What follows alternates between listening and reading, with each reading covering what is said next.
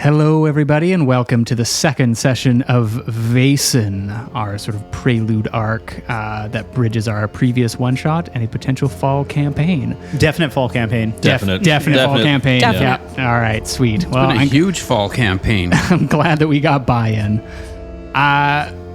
Let's go around the table first off and just reintroduce our characters and who's playing them. Sounds good. Hey, everybody. I'm Gavin. I'm playing Percy Ashford. He is the second servant of Craigdorth Castle, our manor that I think is like the central house for all of our characters. And I'm Neil. I'm playing Elias Bjork, who is a doctor that's in a wheelchair and is better at doctoring than he was at first episode. I don't think he successfully doctored anyone in the first episode. Wait, so you're telling us now ahead of the episode that you're better for sure? I'm better for sure. Okay, all right. You were really good at putting Vicks Vapor Rub on Madge. Yeah. I did not know where that was going when I was driving, by the way. With that voice you were doing, I was like, oh my God, I'm going to crash. I'm going to crash in this car for sure. Elias sticks his hand up her shirt, and I was like, whoa. Right off the hop. Well, I'm Dwayne. I play Vic Dickerson, private detective, or Dick for hire. Vic has plummeted in his stats. He's pulled a Sue. Mercy. I don't know. Maybe my There's- dictating is probably not great. Going to be great this time. There was some creative accounting going on in the last session, for sure. A lot of mathing. Yeah.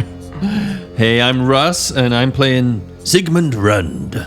And I have a different voice every time I try to do it. It's like every NPC. He likes to seek out danger and death, and will try not to go to the washroom multiple times and have to go home tonight. Sounds great.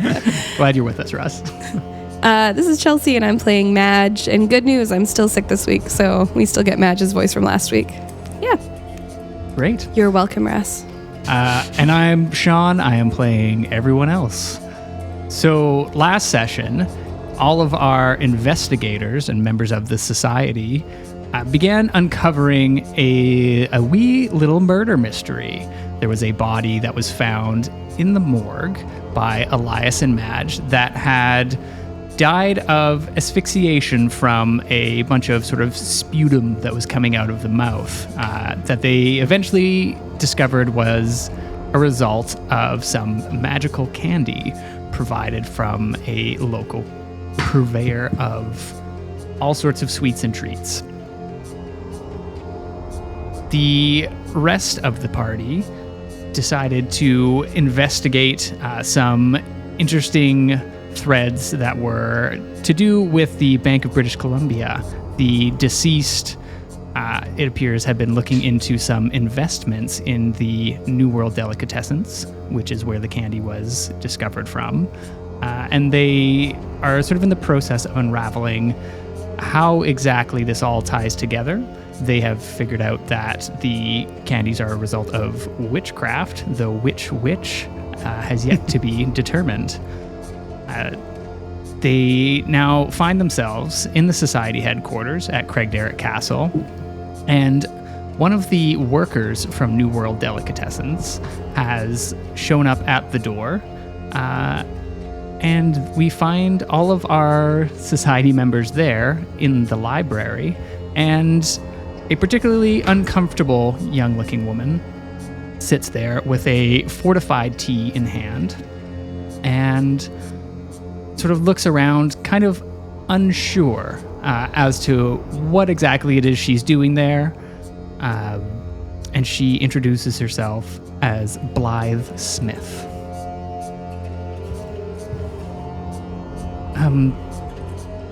I know that you all sort of created a bit of a scene at the store. And I don't know what's brought me here. I do get the feeling, though, that something is wrong with that store, and I have a suspicion that you might be able to help. I really appreciate you coming here, Blythe. What makes you think that there's something wrong with that store?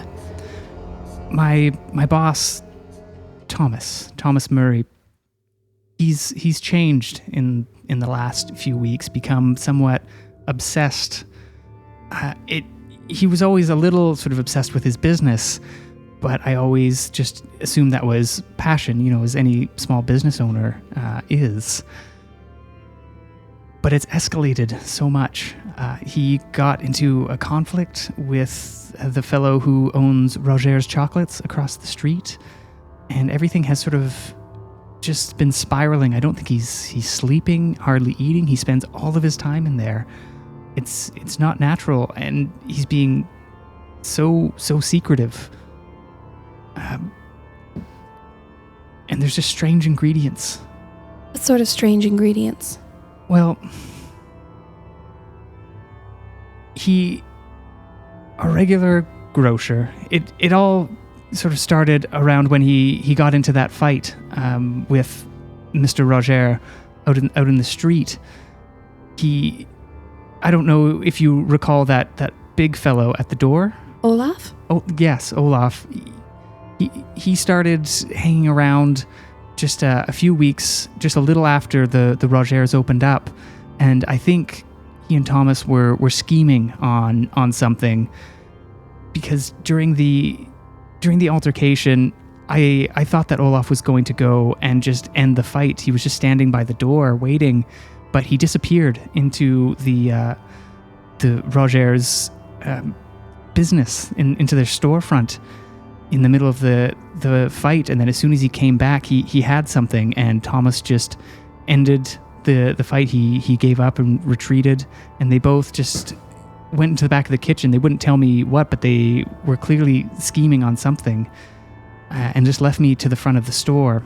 Can you give us a description of what he grabbed, or? It was underneath his coat. It wasn't large. It was clearly big enough to fit under his coat. I didn't see exactly what it was. But probably one of those Empress bars, Elias. Delicious. They really are.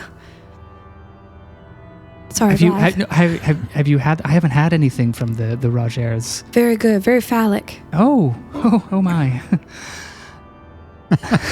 If you get a Stacy, I'm trying to collect her. I'll keep that in mind, but Thomas is so adamant about not going into that store, I haven't even dared to go check out their wares. Needless to say, once they had done their business that day, our regular grocer came in for a couple days with sort of sugar and milk and sort of all the general things that you would have for making candy. But I heard he and Thomas get into a bit of an argument a few days later, something about him not having the correct supplies, and he quit. And we eventually got some other suppliers that started showing up, sort of strange, dangerous-looking fellows who I'd never seen before, and there was all sorts of peculiar ingredients around, strange sort of peppers and things in jars, various insects. And eventually I was banned from the kitchen altogether. I was just set at the front. Any identifying features on the new grocers? Any storefront information or anything on their cart? No, it didn't seem like they were particularly, like they would have a storefront. It seemed like they were doing some sort of backroom, sort of back alley deals. Like I said, I was banned from the kitchen. I just sort of saw glimpses from them. I tried to confront Thomas about it, but eventually he said that we were closing shop while he reconfigured some of our greatest sort of treats and snacks, but that he would call me when we had the grand opening. So I just laid low for a week or so, and when I came back, he had changed. He was on edge. He was nervous. He had strange cuts on his arm. It was peculiar, and he wouldn't talk about it. The cuts on his arm, were they? Did they look like a cat scratch, or did they look like you know what I mean? Is there any pattern to it? They looked purposeful. Purposeful. All right. Needless to say, I didn't know what it was I was going to do, and I felt a little bit at my wit's end, and that was the grand opening. That's when you showed up, and I knew something needed to change, and I saw an opportunity, and I knew that you could tell something was wrong. Something is wrong. I'm curious, do you happen to know if that was the grand reopening, how did Just wonder, we know someone who ended up with a bag of those pop rocks. However, would have received those pop rocks a day or so before, at least before the grand reopening. Was that your first day back? It was my first day back. I don't know. I wasn't there for sort of a few days beforehand. I was just back at my house. I don't know anything. I know Thomas was very excited about this new opportunity. He cares very much for his business. I feel like there'd be anything he would do for it. Very intriguing. Do you happen to know the name Archibald Prescott by any chance? Does that sound familiar to you? It rings a faint bell. He's rolling dice. Rolling some dice, and I got 2 successes. I believe that Thomas mentioned something about him trying to get an investment in the business with these new sort of ingredients and products. And I believe he was contacting Archibald, who he was going to try and convince to invest in the New World Delicatessens to expand. Interesting. Mm-hmm. All right, well, I appreciate that. Percy, do you have a question? Yeah. Miss Blyther, yes, sir. ma'am, may I top up your tea, please? Oh, please do. And he walks over and tops it up. Does your boss know you're here, or do you have a connection with him at all? Relationship? I thought perhaps once there could be something, but I believe it is strictly professional. Nothing has happened. That's what you ask. Just looking to see if there's any connection at all. No. Doesn't know you're here and just an employee. Correct. And with it, she's quite sort of nervous, and she accepts your tea, but is incredibly sort of fidgety. And you would sort of glean that the teacup kind of like shakes a little bit as she sort of takes a sip or two. Madame, excuse me, Madge. I'm sorry. I didn't mean to interrupt you. Would you like to go first? Chelsea. So while all of this is happening, while the interactions are happening, I want to have Madge observing Blythe. Okay. Like whether she's seeing, essentially like whatever an insight would be. Yeah. Sorry, I didn't mean to interrupt Elias, but with the conversation. Is there a reason that Thomas would not have wanted an investment from the bank? As far as Thomas is concerned, I think he was. I don't believe so. I think he was really trying to expand and profit and grow his business. He did not take the coming of Roger's chocolates and their popularity particularly well. He thought that their sort of products were not becoming of someone in the confectionery industry, but due to their popularity, he began to wonder, I believe, what was behind necessarily their success. Was the company making good money? Who's Thomas's or yes, Thomas? They were beforehand. They were a staple of the city, but the popularity just took a nosedive once Roger's opened up. And do you know anything about these suppliers? I know you said they don't have a storefront exactly, but any logos or shipping containers? Everything was very nondescript. They were carted in sort of either various blank crates. I can't remember off the top of my head. I know that there are some in the back kitchen of the store. So any further information could be there, but I did not. I was a little too preoccupied at the time to take in those details. And brought in by one man or multiple? There were multiple. Okay. When do they usually come by? Is there like a day and a time? They came at all hours, day, night. Do you have, if we were to look into these suppliers, is there, excuse me, a way that you could allow us into the kitchen? Yeah, I have a key to the store, and the kitchen is directly through the back door there. Would you mind if we borrowed your key for just 24 hours? If you promise to try not to hurt Thomas? Oh, we have no interest in hurting Thomas unless he would potentially try to hurt us. Of course. Anything to try and sort of end this situation and to get to the bottom of what's going on. Well, I feel like we maybe need to be a little bit frank with you that if what we're finding is true, some of the supplies in there could be very harmful. I just want you to be very cautious about how you approach the situation and just cover your ass a little. You know what I mean? Like, pay attention and if anything's coming down the pipe, stay out of it. I appreciate your candor. I will look out for myself. Thank you very much, ma'am. And has Madge noticed anything off about, like, does Blythe seem to be, like, I know she's anxious, but does she seem to be withholding anything? Does she seem to be sneaky? Can you roll me an observation check, please? I sure I feel can. like not Olaf. That's the other guy. Percy was trying to get that read too while he's pouring the tea. Sure. Can I assist her or give her eyes? I or will let something? one of you roll an observation, and you can add a +1. What's your observation? I don't know. Oh, 2 and then empathy, so 6 total. You should definitely roll. Okay. I have As 2 they're doing total. this, Elias leaves the room and goes down to his lab. Okay, great.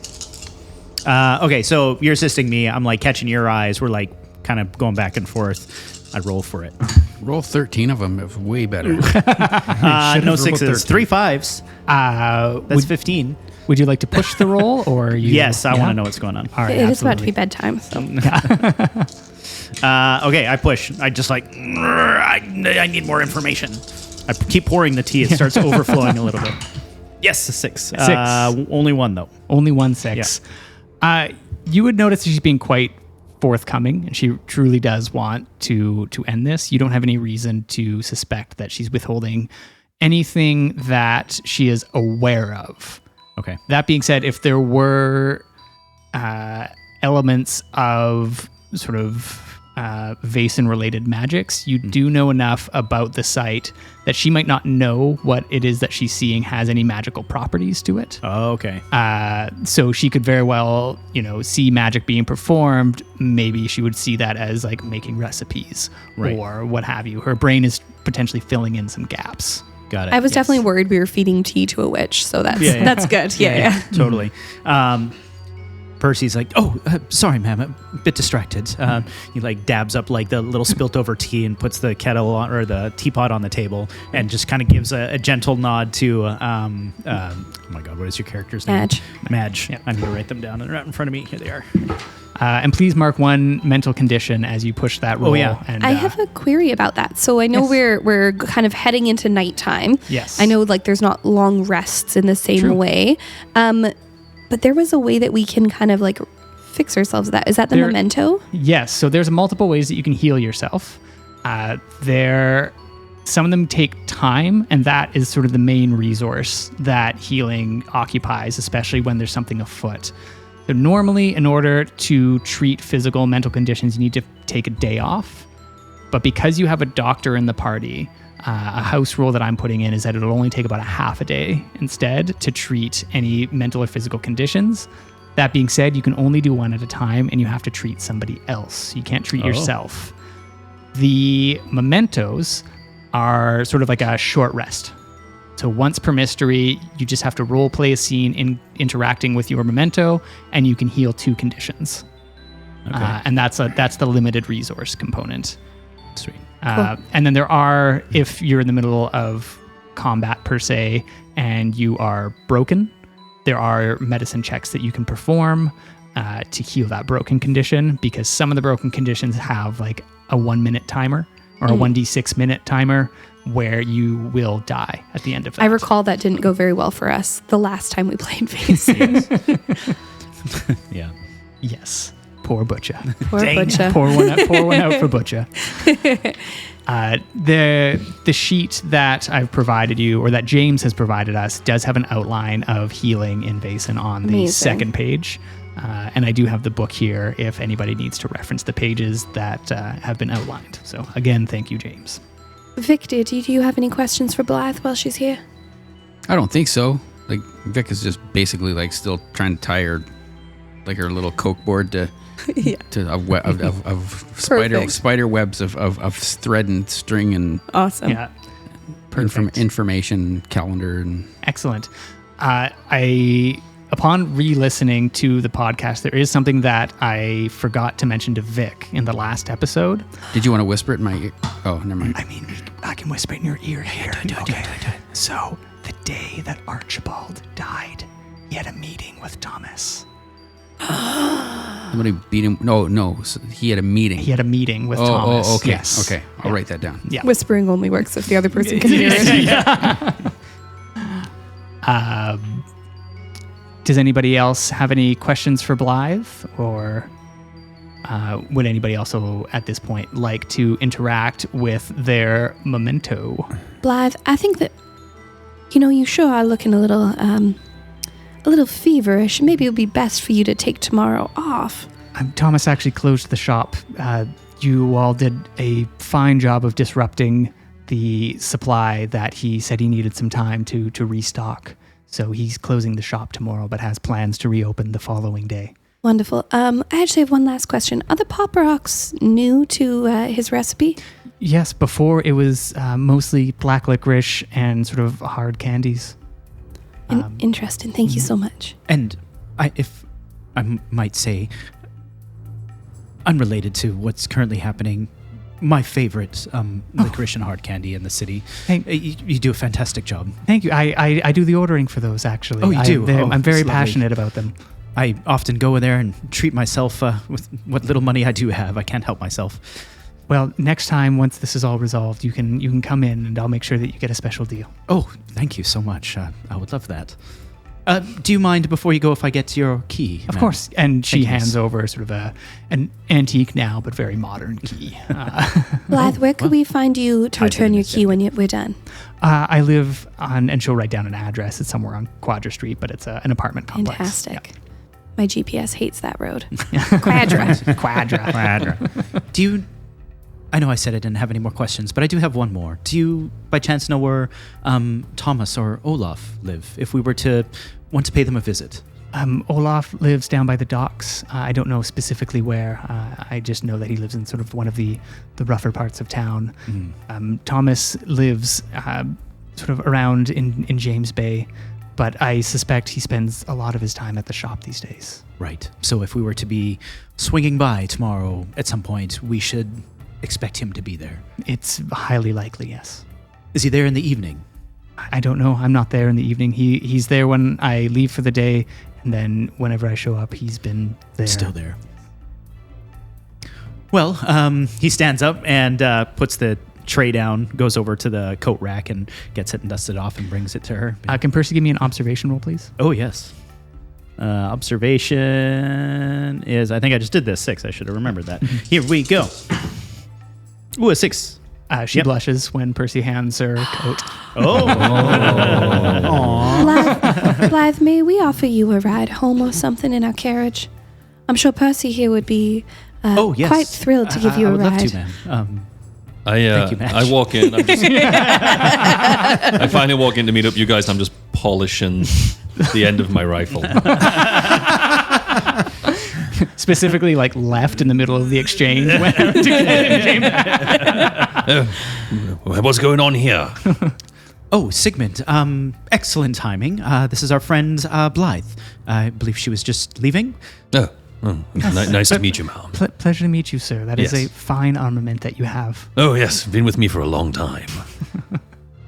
All jokes aside, we can always ask Algert if you'd rather. Oh, no, yes. I would be more than happy to. If you don't mind, I just need to grab my coat. That would be fantastic. Thank you. And Percy would just scoot away real quick and go get his jacket.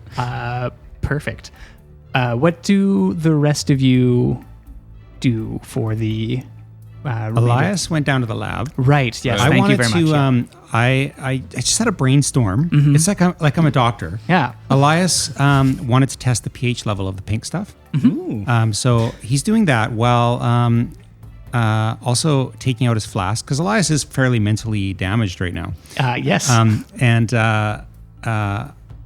He takes his flask and he reads the inscription on the back of it, which says "Better luck next time." And he uncaps it, he smells it, and it is full of very old, very expensive scotch. And he takes a sip of it. And he's been savoring this, taking a sip only every so many months when he can. And then he puts the cap back on. He puts the flask back down where he can see the inscription, and he waits for his pH test to complete. Perfect. Is that Elias's memento? That is his memento. Then, Neil, you may clear 2 conditions from Elias. Would Elias like to expand on the meaning of that quote or leave it for later? I mean, I think that reveals something about Elias that probably nobody else here knows, except for maybe Madge. Okay. Yeah. Then we can, if it comes up later, then we can do that. Okay. Perfect. Madge is also going to she's gonna take Vernon, the pigeon. I feel like I called him last time. I believe it was Eldrick, and I think hers was something like Vernon. Okay. It was something boring. I called it out. You called it Eldrick. And we don't know. We don't know. Right. No, That exactly. it's the same bird. That it's the same. No, we don't know. We both think we have a pigeon. Yeah. I thought you both had pigeons. You know, Yeah. like- And we both think it's like a homing pigeon, but we don't realize it just one of us happens to often be at the castle, so it's just going back to the other one. Yeah. We're both a side piece. But yeah, so she's gonna take the pigeon and she's gonna head to. She walks through the woods to the her little cottage. She traded it with the old groundskeeper because she prefers being in the woods. And while she's there, she turns out her lantern. While she's walking through the woods, she turns out her lantern, turns out like any lights she might have, and she talks to her pigeon and sort of like tries to ground herself in nature. It's kind of something she does since her times in Appalachia, and it's sort of her way of testing her fortitude, because the thing she's scared of is the thing in the woods. But she logically knows it's not here with her in the woods. So she likes to walk through the woods with a light out. And she's going to talk to her pigeon, because the pigeon wasn't there in Appalachia. That was something she interacted with, found here in Victoria. Yes. And that's what grounds her that she is here and not back there. Yes, Madge, you walk, and at first Madge's pulse is racing. And slowly, in a bit of a meditative state, she's very aware of all of her surroundings, the snap of the twigs of any deer or critters that she is disturbed. But eventually, as she walks through, perhaps petting her pigeon, petting Vernon, her heart rate slowly decreases, slowly calms, and for the briefest moment, she sort of forgets all of the problems that ail her, and Madge can drop 2 conditions. Awesome. Thank you. Does Vic stay at the castle tonight, or do they go home? Vic is going to, so he's got this information board in front of him. He is going to grab, he has a blood-stained promissory note. Okay. And he puts it up, he kind of tacks it to the board, and he starts to talk to himself. And he's kind of like, just like, God damn it, put it together. Right? And then he uses his falcon eyes and kind of takes a step back from the board, right? To kind of see if we can like piece things together. The pieces together. Yeah, put the pieces together. And so he's gonna start to pick up that like what you whispered to me is that Thomas died on the day that he had the appointment with Archibald died. Yes, on the day that he was supposed to meet with Thomas. Yep. So those pieces, and just thinking that we need to stake out this place. Like we need to go kick in that back door and find out what's going on. Yeah. So that's kind of his next piece. Perfect. But that promissory note is his memento. His memento. Perfect. Does Vic have any conditions right now? He's angry and coked out. All right. Well, coked out is a special condition for us. But you can drop 2 conditions. Okay. In that. And back in the lab, Elias, you would notice that did you use because you have sort of the pop rocks from the waxed paper, and then you also have sort of the foam that was on the clothing, and there's lots of that. Yeah. Was that what you were using? The foam on the clothing. Okay, so that is quite acidic. It's very acidic. Yes. That's what I thought. Yeah. Okay. Elias, He's a doctor. He's going to make a very simple drink that's a bicarbonate drink. Nice. Using baking soda or something like that, but diluted so that it's not going to kill anyone. Yep. And he's going to make himself a few vials of that. Great. That should be readily available. Baking soda, whatever, and Absolutely, some sort yeah. of bicarbonate drink. Yeah, if you don't have it in the lab, then Alget's easily able to grab that for you. Perfect. Cool. Yes. So you can, I'll allow you to add that to your inventory. Okay. And that can be, you've got considerable resources available. So that's something that's not going to be a problem. For the rest of the evening, you all sort of presumably retire. I'd imagine Sigmund doesn't actually need to interact with his memento because he's feeling right as rain. I do go to bed though, and because he's just such an officer, he has a very neatly made bed that he gets into. You could bounce a farthing on And the... when I lie down, it's just arms by my side, palms down, Perfect. head up, I did realize... and that's how I sleep. Perfect. I did realize listening to the last episode, we didn't actually get a description of Sigmund, which is my bad. So can you describe what Sigmund looks like? Can I remember what Sigmund looks like? You know what? It hasn't Let me been pull said up on our mic. Instagram. Go check it out on Instagram. And You you can No. do it live. Yeah, Sigmund is he's a taller character, about 6'2", I'd say. He looks like an iPhone. As Chelsea has handed Russ an iPhone of character art. He has a little flavor saver, just a little bit Little of something soul here, patch, yeah. little soul patch. And he's got a mustache that it's quite thick sometimes, depends on the time of year. He's got nice sideburns that have come in. He wears a kind of a smaller trilby almost. Yep.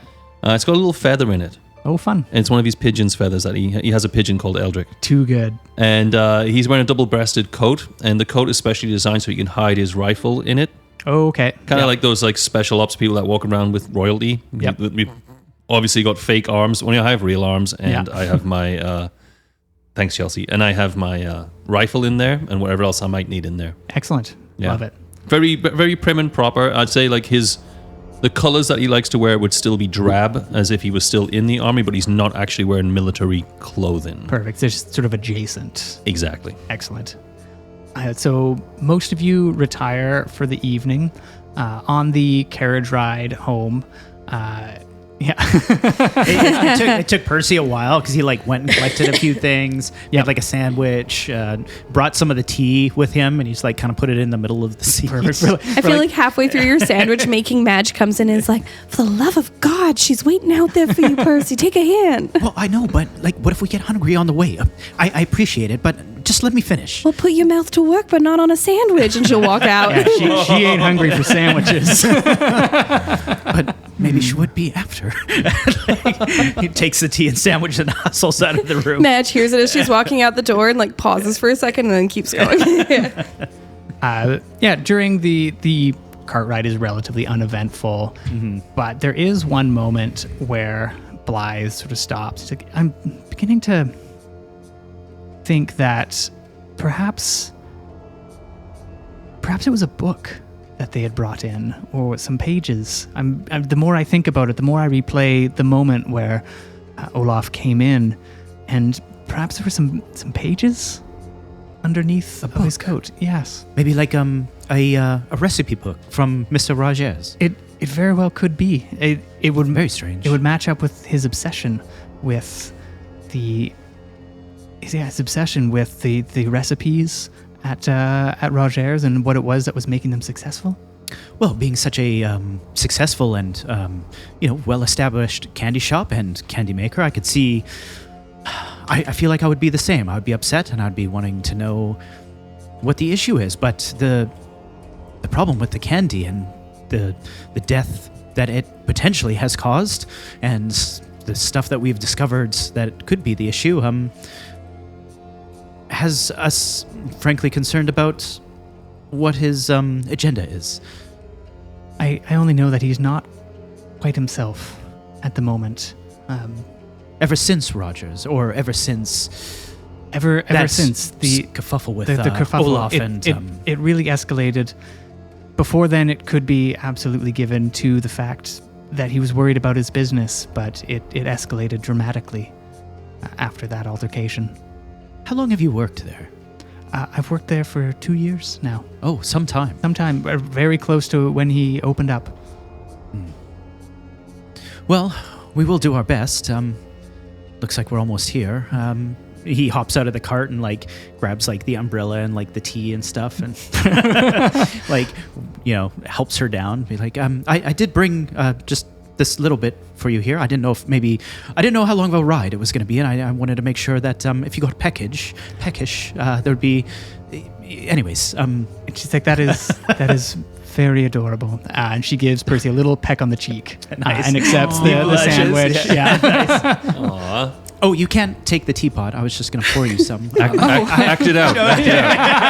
I just, it's fine. I'll tell him I lost it. It's maybe next time I can. Actually, I could Why come don't by you stop and by sometime? yes. Pick it up. Okay, I will come by and collect the teapot. Nice. I would like that very much.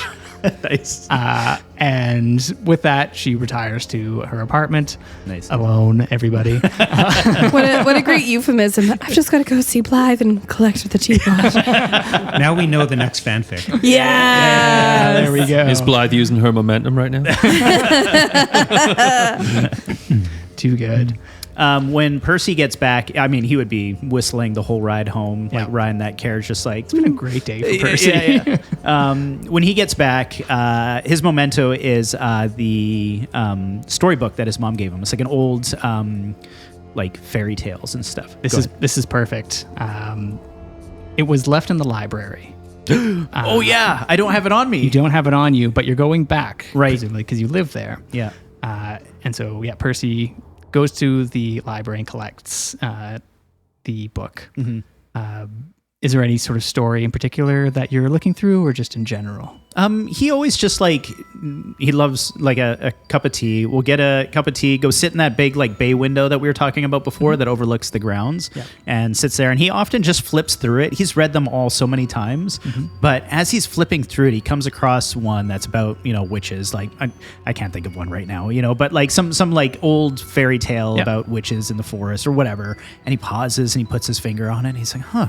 Just he's been reading through it. Yeah. And he's more just, I don't know if he's looking for clues from a fairy tale book or he's more just trying to like immerse himself in the lore. Like, why witchcraft? That's peculiar. Can Percy give me an observation roll, please? Good at those. I should do more observation. You should I have thought that said was that. when I looked at that, I was like, oh, that's a 7. Oh, wait, it's a D6. So it's like, And a 7 wouldn't help. yeah. Percy, you hear a thunk from inside the library. Oh, dear. He puts down his book. What was that? And quickly hustles over there. You find a very old book that has fallen onto the ground. The library in this world spans all 4 stories. Oh, jeez. It is the only stable room in Craig Derrick. You always know where it is, so it is very long. It's got sort of ladders and various balconies within it. And this book looks to have fallen from about the 3rd story, hit the ground. What does Percy do?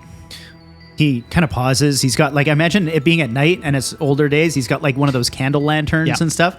He's like, Algot, Elias, Sigmund. It's late. Everyone has retired for the evening. Odd. He puts it down on the desk and the book he was reading and kind of stands over it and reads the cover. I imagine like kind of opened on its back or something. He picks it up, dusts it off. Old thing. What is this? It is bound in vellum, which is sort of that calf skin, sort of soft. It's a very old book. Oh, cool. And it is myths and rituals from the Gaulish Empire. Gaulish Empire. Yeah, which is old Germany. Okay. Before Germany was Germany. He And there Yes, seems sir. to be something inside. Oh, one of like- the inside the book covers. Okay. Yeah. Yeah, I think he'd probably like flip through it and I'd pause there and be like, what is this? They are chunks and remains of little bits of biscuit. They are the tea biscuits that you give to people. And they're just little crumbs and bits left over from it. Like only people that are in the... It's like you would have served these biscuits tonight to people. And there is just little remains, like they've been kind of nibbled upon, and these are just like little bits. But the page itself is a banishment ritual for a hedge witch. Oh. So it outlines the steps. Percy would quickly make note of this. He's like, I don't know, he grabs a piece of paper or something, or like his handkerchief, and puts it on that page and closes the book so he doesn't lose the page. Just out of like, I'm sure it's right, but he would quickly like just lightly nibble on one of these to make sure they're not stale. Like he knows this is fresh. It's like nice and crunchy. He's like, oh dear. And he quickly hustles like down towards Vic's shop. And you hear him knock like, Mr. Vic, sir, if you don't mind, I'm sorry if you're, hello? Yep. Could I come in? I mean, what do you need? Did Vic just hit puberty? No. Now I'm even more confused about Vic. I love it. And Vic would be frantically like putting his bra on and like shoving bra like His binders on? like tissue in his bra and trying to get like paint on his mustache. Percy like walks in like partially way through it. Oh, I'm sorry, sir. Ma'am, sorry. Vic is fine. Vic, Mr. Dick, sir. I found something rather concerning, and I think maybe it's maybe a clue. And What is it? Opens up the book to the handkerchief thing and shows him the banish spell. He grabs the handkerchief and puts it. Tucks it another one in. That's fine. I'll let Elga know I lost that too. What's interesting about this is I just heard this fall in the library, 3rd story. Not the easiest thing to get to, and the crumbs that were inside the book are fresh from tonight. I tried them. They're not stale. Someone was in there, but everybody was there, I thought, except, well, I guess Sigmund came in late with his rifle. Elgot wasn't there. Who else wasn't there? What do you think? Do you think the crumbs might have dropped out of your mustache? No, I'd just gotten back to the castle from taking Miss Blythe home. How'd that go? Lovely. It was a lovely lady. What did you learn? Well, she likes tea. She lives on Quadra. My GPS got it wrong a few times, but I had to type it in. And I have to go back and collect the teapot. Okay. So So Vic is going to see if he can sort of surmise why the crumbs would be in the book and why the book would fall open. And Chelsea's like, come see my character. Come see that. He's the detective. No, I know. This is delicious.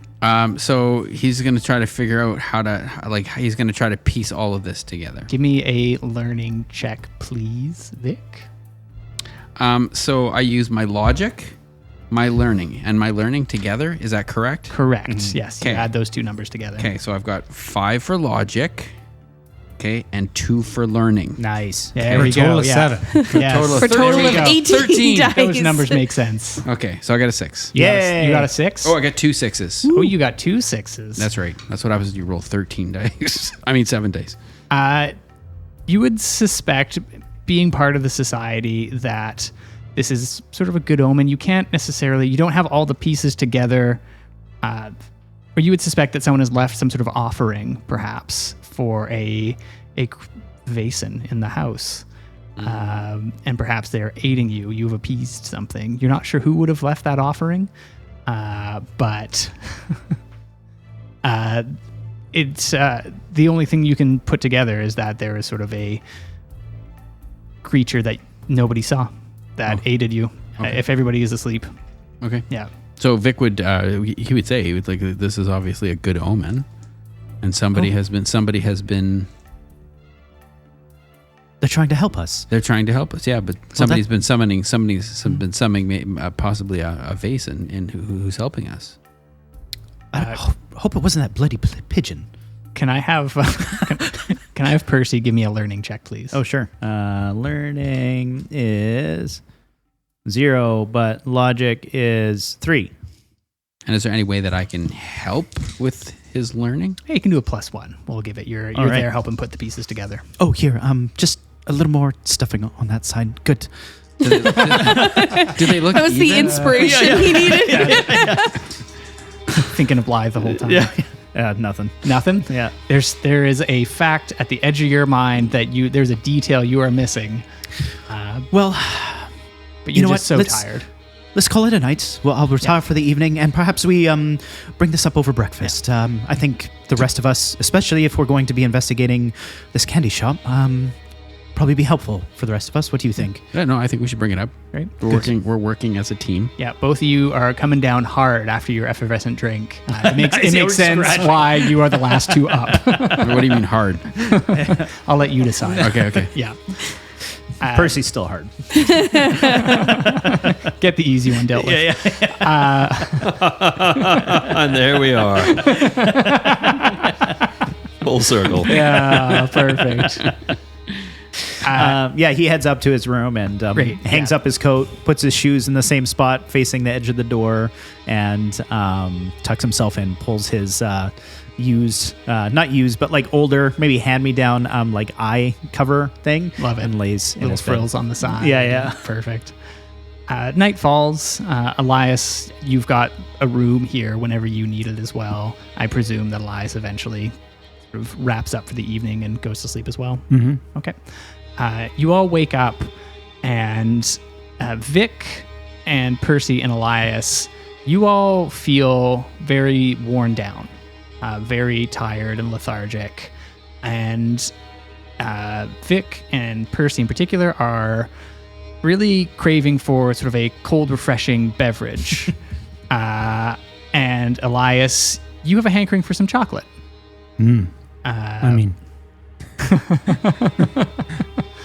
And it's just sort of playing in the back of your mind. You just sort of wake up with that, and it's strangely the first thing that you think about when you wake up. But the rest of you, Sigmund and Madge, wake up fairly rested.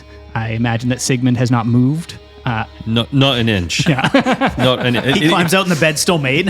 And like the gun is also just parallel beside his body. The rifle is just there, as still as he is. Perfect. Percy, you actually get a knock at your door. You slept in.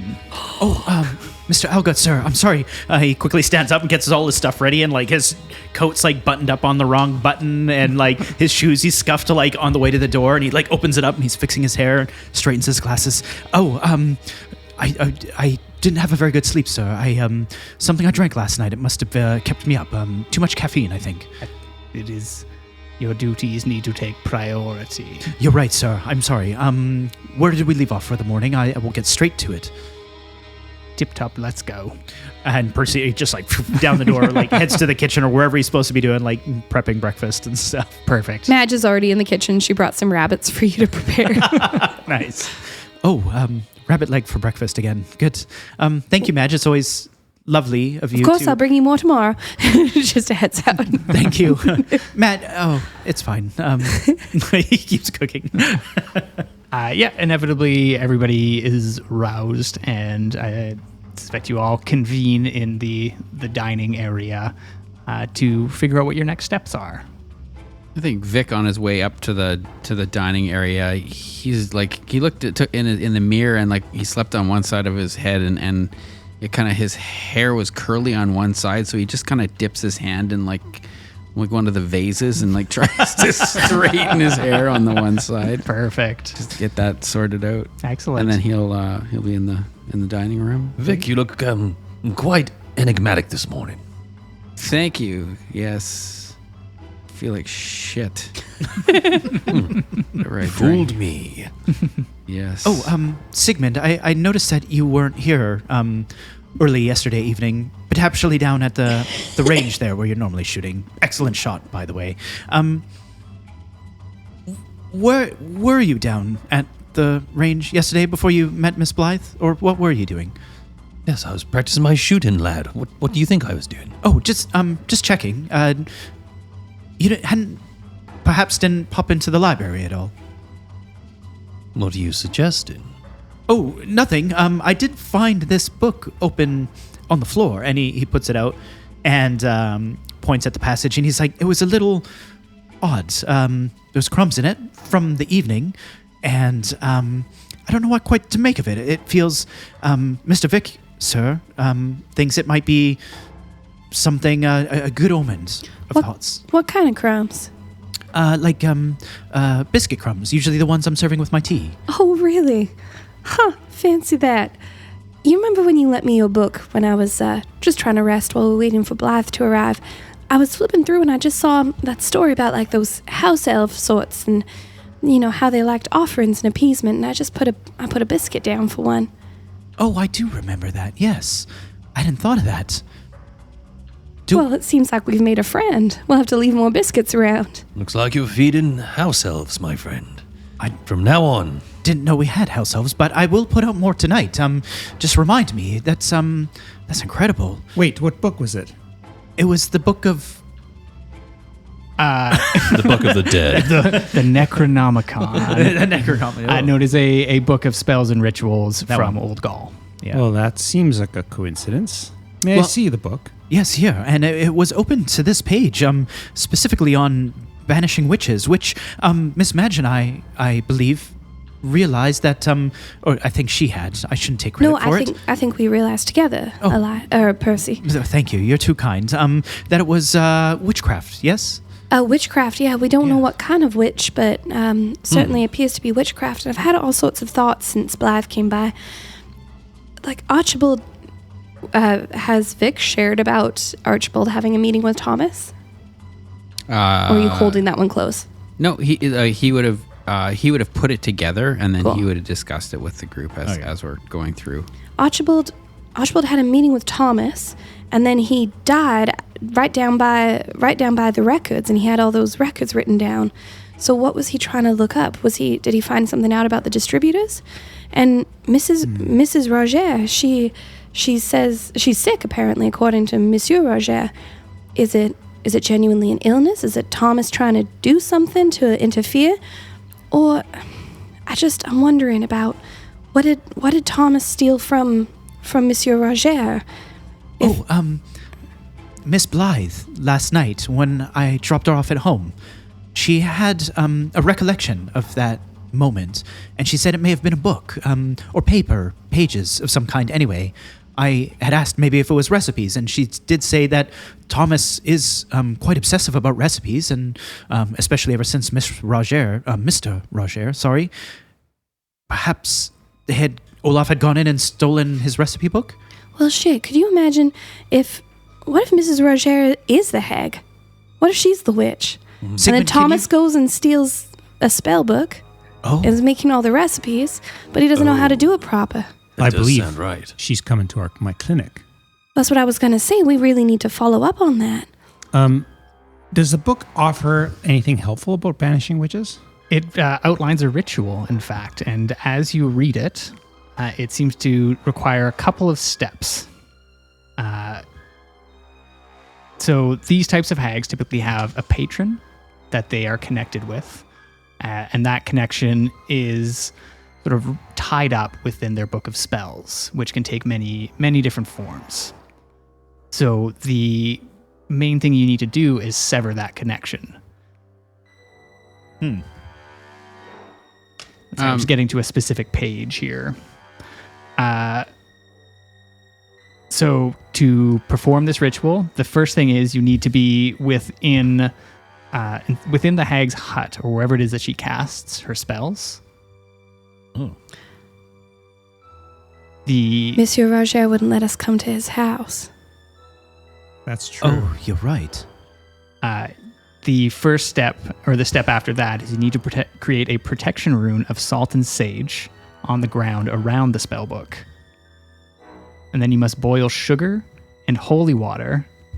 And once it has sort of formed into a bit of a molasses, submerge the spellbook within it. When that's hardened, you need to smash this concoction, which will break the pact and bond that's tied with the spellbook, and then burn it. Smash like the spellbook inside of this encased candy. And all of this has to happen in the hag's hut. Correct. Damn, that's a long time in a hag's hut. Mr. Sigmund, sir. Russ is struggling with that one. I was struggling with that one. I'm not sure I've got the longevity for that. Do you know if you're able to kill a witch? Have you ever done that before? I know you're a man of many notches on his belt. I have actually killed a witch before, yes. And he clicks his heels, kind of stands up all like, and I'm off to get my witch shot. He just wanders off and he goes and finds his witch slugs, I guess. Now, obviously, they don't do anything, but in his world, in his mind, At the very least, he would have repelled one. And you would know that you can definitely slow them down, though they are formidable. And can Sigmund will say, give me a learning check. Wow, I'm finally going to roll some dice. Check? First roll. Okay, I rage. I pull out my mop hammer. So sorry, what was I doing? What was it? You're rolling a learning check, so it's about halfway down on the skills. Okay, so it's a 0, but it's logic, so it's 3 dice. Perfect. Ooh. 1 6. 1 6. Show off. You would know that hags typically keep familiars around. And so you could say I'll be familiar with that. You'd be familiar with it, in fact. Very nice. And so it's not always just the hag that you need to deal about. There might be another sort of beastie around. I will shoot that familiar. Yes. Can you remind us, familiars don't come humanoid, or they do? No, they do not typically. Okay. So they typically... We don't have to worry about Monsieur Roger being a... No. Okay. They take the form of animals or sort of demons or creatures. For the pigeon. Didn't he mention a cat while we were at his shop? Or did we suggest a cat scratch and he said no, it was a fight? Right. Maybe I'm getting my information mixed up, but I think I asked Blythe if it looked like a cat scratch. Oh, that's what it was. I'm sorry. That's all right. Your head's all turned around with that lovely, lovely young lady. Yes, she is lovely. He stares off for a moment. Anyways, what should we do? We have the key to the back door. Do you now? Percy. Wow. That escalates. All it took was a sandwich and a cup of tea. That is not first date material. Yeah, that is... Dwayne brought us sandwiches. So I just got a question in regards to like listening. Vic would be listening to how this is like that. There's a recipe book, thinking that we weren't able to go see this guy's wife, and that we drank the Kool-Aid. And so he's trying to piece together, like Vic is he's the type of person to overdo everything, right, including alcohol. Yep. But this is not an alcohol hangover. No. Different feeling. So he's kind of like, well, what the fuck did I just get?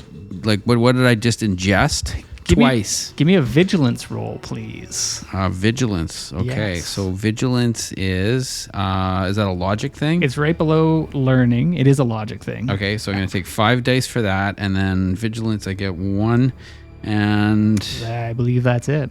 okay, well I was just You're so used to having so many. I was just 13 dice. I don't know. Let's see how vigilance goes. Nada, not Nada. a gall darn thing. Yeah, you at the very least can ascertain that this does feel different. The sort of the lethargy that you're having. Percy, do we still have any of that baking chocolate around? I want to melt some in my coffee this morning. I don't know why I don't ask questions. Just do we have any? Yes, I believe we do. I know Mr. Algett was a little frustrated on how much was leaving the kitchen, and he kind of put it under lock and key, but I do know how to access it, yes. Oh, yeah. I just craving chocolate this morning. All right. I'm happy to collect some for you, sir, of course. Oh, thank you. Would you like me to retire to the kitchen and quickly get some? Yes. Yes. Post haste. Yes, of course. Well, I'm there. And anybody else fancy a sandwich or crackers or tea? No, but would you mind saying thank you to our friends and leaving some biscuits on the floor? Oh, yes, of course. An excellent idea. Maybe those really good chocolate dip ones. But those are... Yes. We're ma'am, very of course. appreciative, Yes, aren't we? We are. Percy, yeah. Mr. Algett. Yes, I will. I shall. Good. Good. Mr. Algett is a wise man. He will understand. Percy will hustle to the kitchen and sneakily collect the good biscuits Perfect. when Elgit's not looking, Yeah. because those are supposed to come out for special occasions. The Pope's biscuits. Yeah. And also sneak some chocolate. Great. I'll allow it. Nice. You're able to make up some chocolate drink for Elias. Madge, look at these beauties, and I just, because I know you have a rifle too. Yeah. And I just give you one of my witch slugs, and it's got like branches like sort of etched into it that are on fire.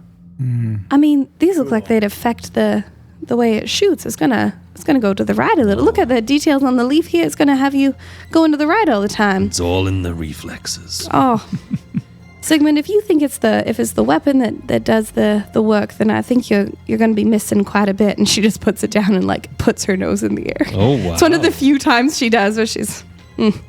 It's not about how fancy your tools are. It's about the talent. You know. That's some good advice for you and your future. We will see. Oh, it sounds like a competition. Say, why you got my pigeon over there? She like slides him down the table. Anyway, I have some. So what are we gonna do? We're gonna go to the candy store. We're gonna. Actually, Madge, Yes. instead of waiting at the clinic for Mr. Rajar's wife to come, do you think we could find out where they live and we could do a house call? Part of me is tempted to just walk straight into Monsieur Roger's and say, "Is your wife a hag?" Oh, I think that would not go well. Well, By it the could way, be very interesting. This drink is delicious. I'm going to give it a name. It's like a mocha or something. Why wouldn't you just call it a chocolatey coffee? No, that's Mocha will never catch on. Can I have Elias give me a vigilance check as well, please? This is the drink you made, right, Neil? Or, Yeah. or like Elias made? Yep. Oh, I'm good at vigilance.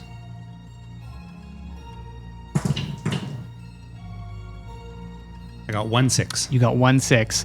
There is something about this that isn't quite hitting the spot. It is delicious, but that craving is still there.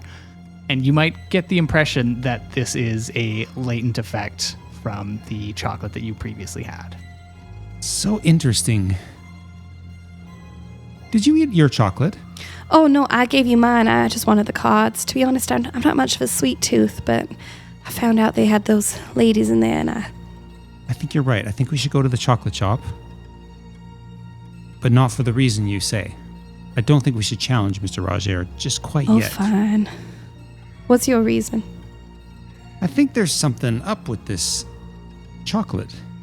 You know, what? Wasn't Percy and Vic acting a little weird yesterday after the effervescent drinks? I You don't two know. were very high energy. Do you feel I'm not there. Oh, yeah, right. Percy, not do you there. feel any different this morning? I feel like shit. But yesterday I felt great after the effervescent drink. And Percy had a real pep in his step. I'm not sure our regular Percy would have been so forward with Blythe. Can, I was about to call you Silas. Can Elias give me a medicine check, please, as they're looking Vic up and down? Can I at all, can Madge be Well, how- helping how up because and is down? also, Does he find my Adam's apple? can Madge point out like the bloodshot eyes or whatever? You can add a +1 to that Yeah. medicine check. for the Adam's apple? Yeah, unless Vic is actively trying to stop.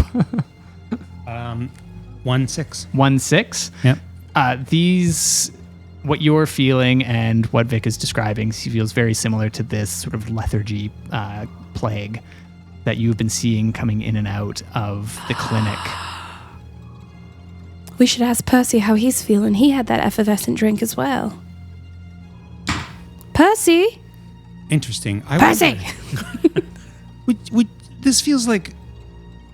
Do you crave having that drink again? Oh, yes. I was going to go back there right away and get some. Please don't. No. Okay. I think this is withdrawal. Withdrawal? I think Mr. Rogers is drugging people. Like opioids? A poppy drink would make sense. Yes. Huh. You called, Mum? How are you feeling this morning, Percy dear? You had that effervescent drink yesterday. Yes. Well, if I'm being honest, Mr. Algop woke me up this morning, Mum. And, Percy. yes, He never. No, and, I'm quite embarrassed to say so, but, I somehow slept in. I don't know. For shame, Percy. I'm sorry, ma'am. Also, your buttons don't line up on your shirt. Percy, you scandals. You see, I just, he quickly fixes it, straightens himself up. Well, I think it is obvious then that the, whatever that was, did give me a bit of energy. Don't drink it again. Mr. Vic, too. Well, yes, sir. Trust me. You'll want it more and more. I do feel like I've had... it's the devil's ending if you get into that.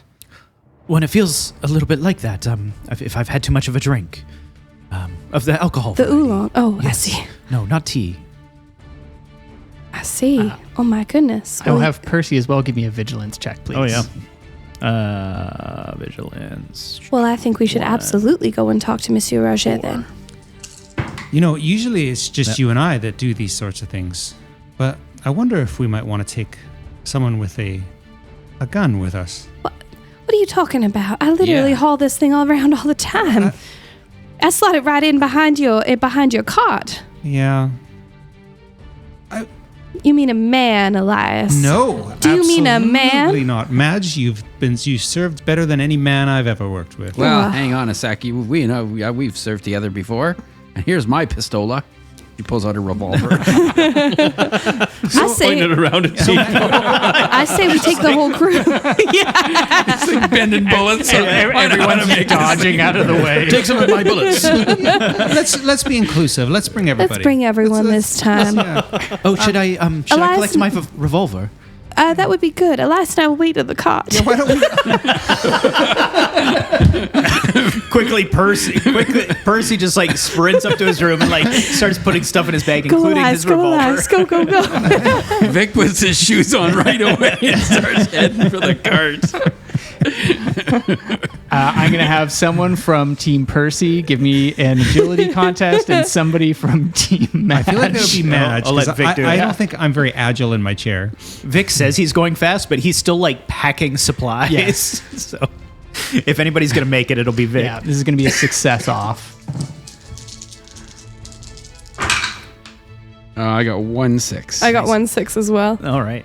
Can I use my opioid? Can I use my medication? Are you going to use your +2? Oh, no. No, I should Am I use rolling that to too? save my life later. I was just going to let Sigmund, because Sigmund's got it, they're like figured out so much that they can just decide where they want. Actually, you know what? Sigmund's the tiebreaker. Wait. Sigmund, on wait, whose end? yeah, which side? Sigmund gets to decide. Sigmund, are you Madge or are you with Madge or with you with He's not with Vic? Madge Yeah, after he's- that. he's a that gun gun-toting. smash. Yeah. Damn. Madge slighted me in front of all the Yeah. guys. So, That's fair. I didn't got no 6s. You got no 6s? I think it's just absolute chaos.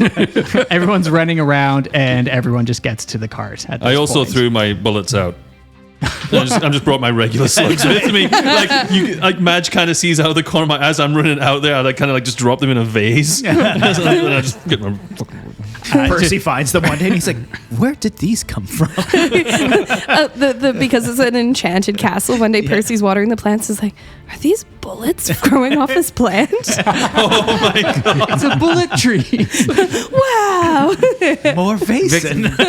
Vic's hair gets rustier as he tries to flatten it on the one side. Gross. Oh yeah. Gnarly.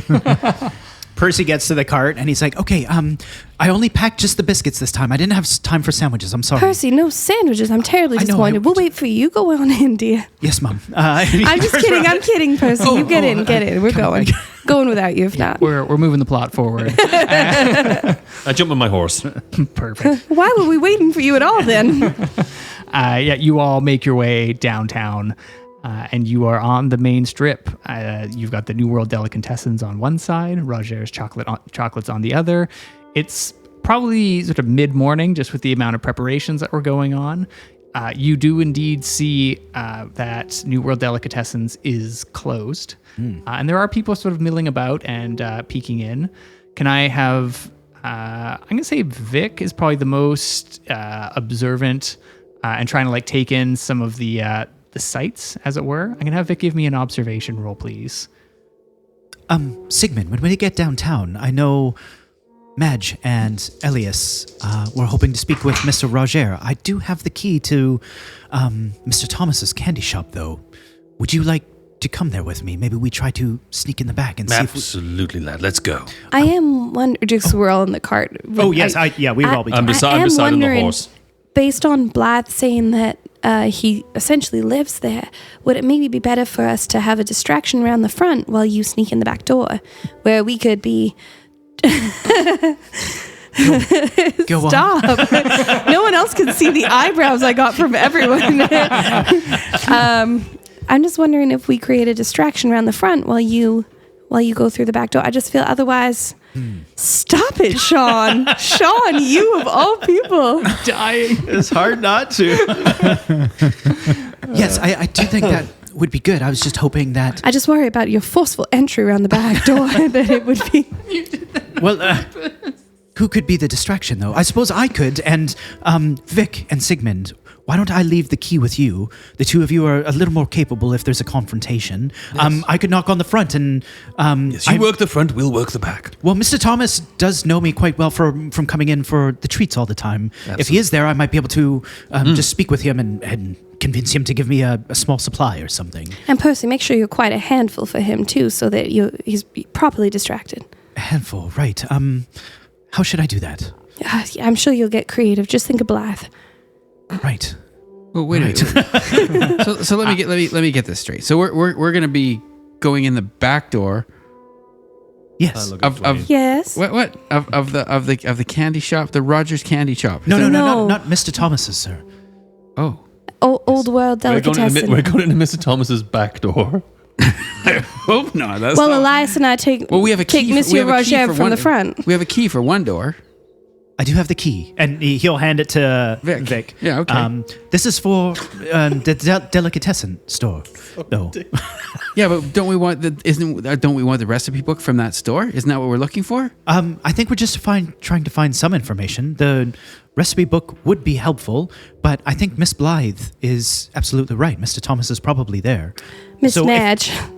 You've got someone on your mind? Oh, sorry, Miss Madge. I'm very sorry. I just had this business idea, just listening to all of you, like inventing the substance that would make things not so forceful for the back door, like a slippery, like an oily kind. It's a work in progress. We could name it Elias's Goop. It'll come to me. We'll come up with a good name for it. Yeah. Anyway, to the chocolate shop. Chocolate shop sounds good. Absolutely. And see you all back at the cart. No, we won't, Elias. We're getting away this time without him. They just slow us down. So Vic wants. He's gonna I think we should go to the other candy store and get the book. No, I think they're going to the other candy store, my friend. We're going to Monsieur Roger's so we can talk to him, but Blythe thinks that the book was maybe stolen by Olaf and taken to Mr. Thomas's. Well, that's what I'm thinking. And if we go in there, then we can steal the book from there while you guys are talking to... That was literally the plan that we've been talking about. I know. That's what I was... Yeah, just making sure that everybody was clear about which back door I was sneaking in. No, fantastic. No, it's always good to check. I just want permission to go through the quite dark out. Okay. My observation check didn't pan out. You can add a +3 because everyone's with you, and they're all sort of keeping an eye out as well. Yeah. So I'll just add 3 more. Yeah. Do you want me to roll the whole thing? Nah, just roll 3 dice. Yeah. Elias is not keeping an eye out. Elias I have 2 6s. You have 2 6s. Excellent. It's okay because there's 4 people helping, and the max help you can get is 3. So Elias just can not care.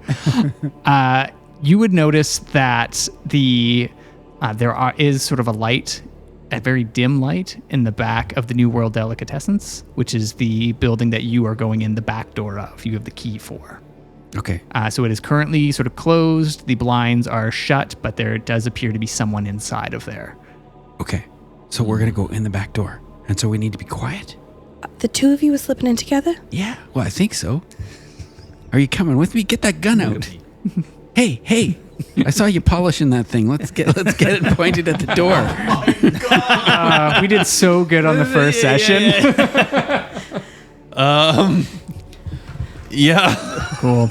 Let's just go in the back door. Great. Okay, so I'm gonna quietly. Great. Like Can you roll me a stealth roll, please? Oh. While Should they're we- doing that, I was gonna Yeah, say, I was gonna say, wait. Percy, like at the same time, Yes, just so you know, simultaneously. we can get to it. Is like knocking on the door or something. We don't All need right. to role play mine, but yeah. All Is right. that for both of us? Because we're going to both go in the back door at the same time. So he's gonna add a God, I can't wait for this scene to be fucking over. We're just gonna milk it.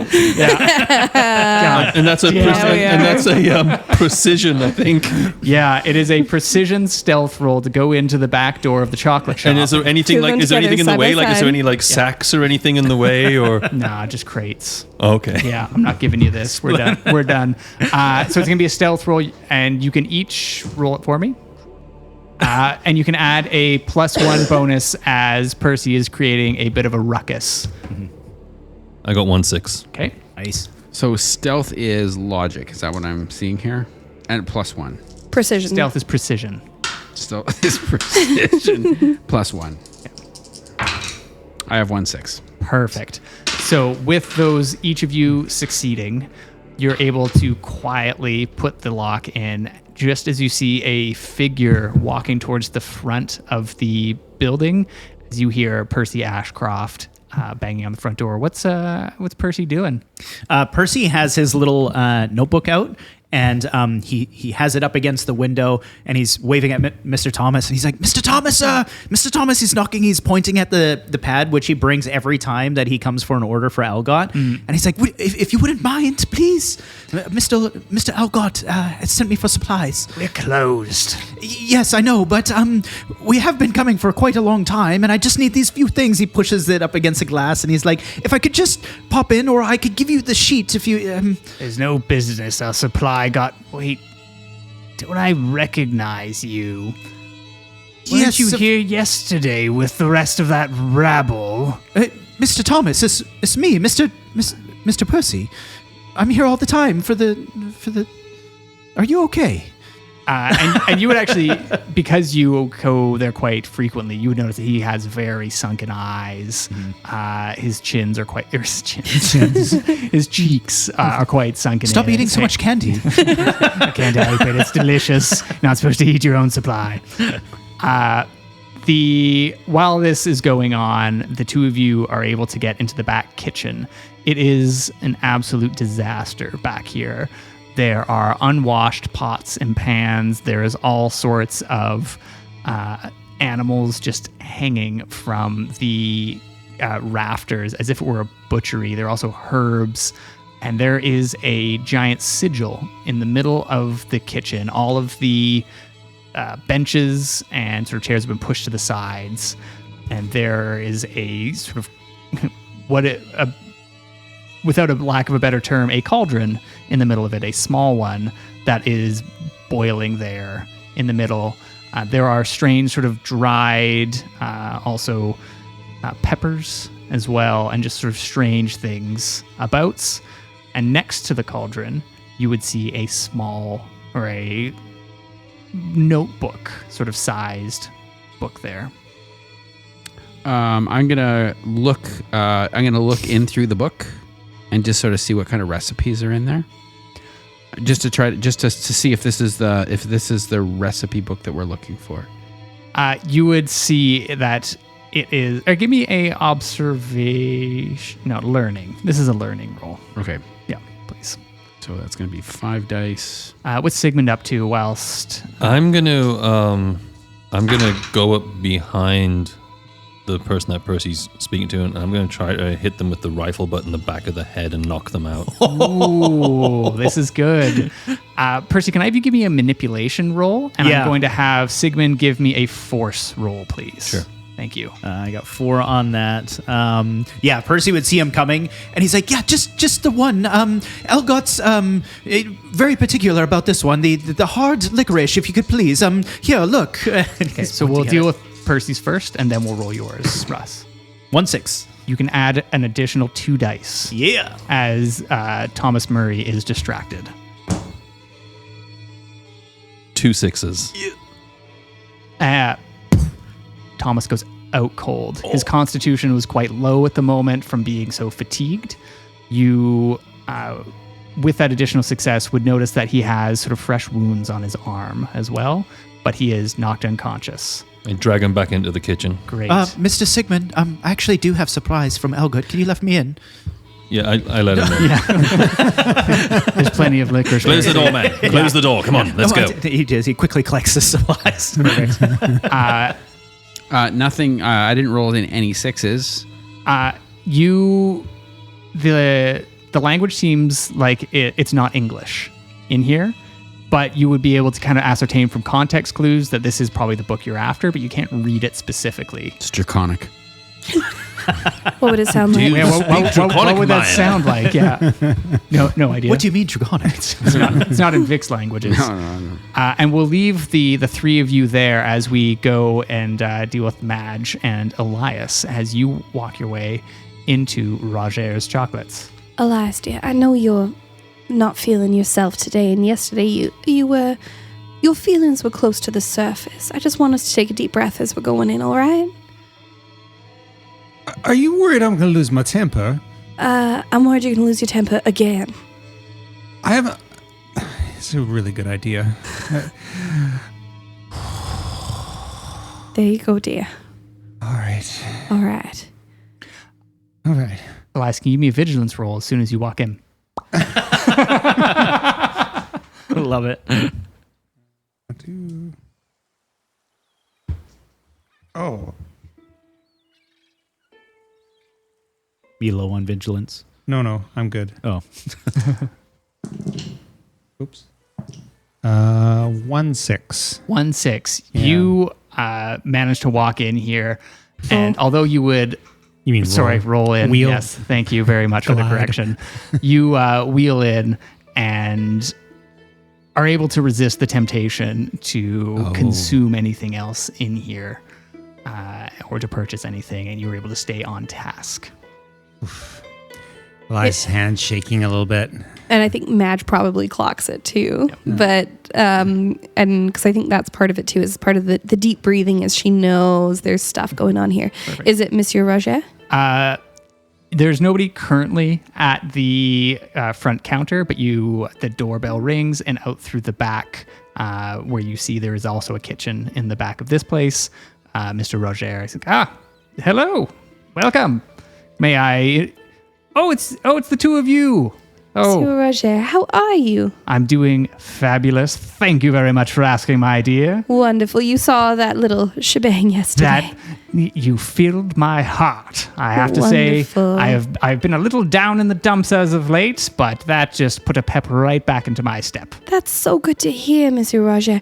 Now, what's so interesting is we bought those effervescent drinks yesterday, and Yes, and they're the quite popular. Empress Bar. Yes, Yes. they're almost irresistible. Oh, the people have been banging down the door. My wife is quite the connoisseur when it comes to making all sorts of treats and such.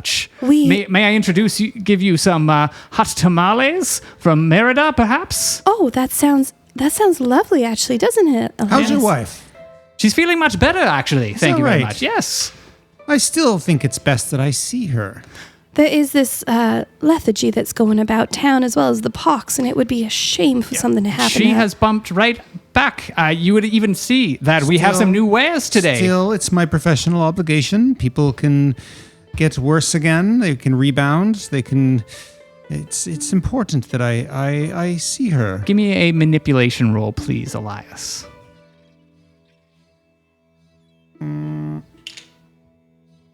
Oh, boy. Oh, boy. Okay. Oh, I got 1-6. Ooh. Shit. He seems relatively firm in his... you kind of get somewhere, but... I believe you mentioned that you work down at the clinic, correct? That's correct. If she takes a turn for the worse, we will absolutely come down to see you on shift. Gosh, something's been bothering me so much, Elias, since yesterday when we were over at the Old World Delicatessen, strumming up all that trouble for you. Gosh, they talk so many ludicrous things. That large man that was outside was talking to us about how he we're trying to get some information for you. And he was talking to us about how he's been in here and raffled through your things. And What? You saying that someone has been inside of... he said something about there was a fight between the two of you, and he came in here and he said, "Oh, I've been in their kitchen. It's no better than what's in here." He seemed to be pandering to the crowd. He said, "I've been through their recipe books. It's nothing like Thomas's." Can you imagine that? The absolute gall of that man. Can you give me a manipulation roll as well, Madge, please? Whopping 2 dice. Nope. Nothing. I cannot believe it. There was an altercation, and to be honest, we did notice something was amiss in here. If you're saying it's that Olaf fellow, I have a feeling that these sort of things will be handled. We'll have to report this to the authorities to deal course. with. Absolutely. I will not stand for my sort of abode being broken into. I'll have one of you give me an observation roll, and you can add a +1 for the other person sort of helping and being here. It should almost definitely be Elias. I'd be rolling 2 dice.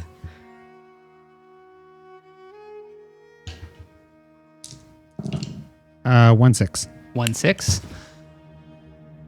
Elias, you get the impression that his outrage is fairly genuine at a face value, but doesn't seem to be... There's some sort of like something that's missing in this situation. Like surprise. That he doesn't seem to be hiding or like being purposely evasive. Mr. Roger, Yes, sir. speaking of the authorities, how long have you been in the Dominion of Canada? Oh, I myself am sort of newly arrived from Seattle with my lovely wife. That's what I thought. About 3 weeks or so. I don't know So if you, 4 weeks at this point, yes. something occurred to me the other day, and I don't know if most Americans would know that the poppy seed plant is illegal here in the territories of Canada. Just a thought. I don't know if you've. What are you implying, sir? Well, I'm just talking. You mentioned authorities, and I just came to my head. Not sure. Americans, I imagine, much more fond of. Oh yes, the cocaine leaf and the poppy for curing what ails you. I would suspect that as a medical man, you would be sort of all for these sort of tinctures and ointments.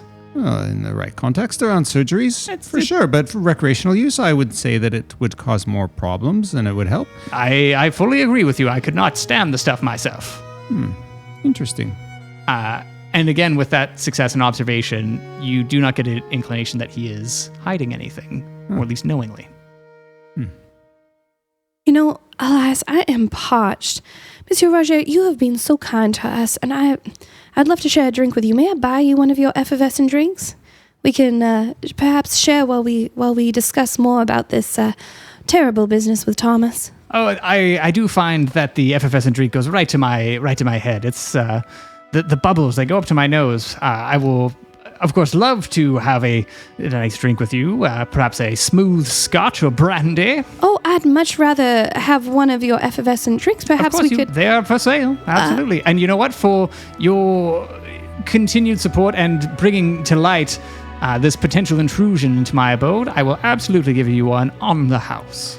Oh, that's very, very kind of you. Well, surely we can split it.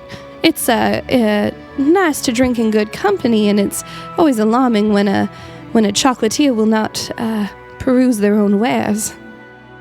Sure. And so he's kind of like almost zones out for a minute.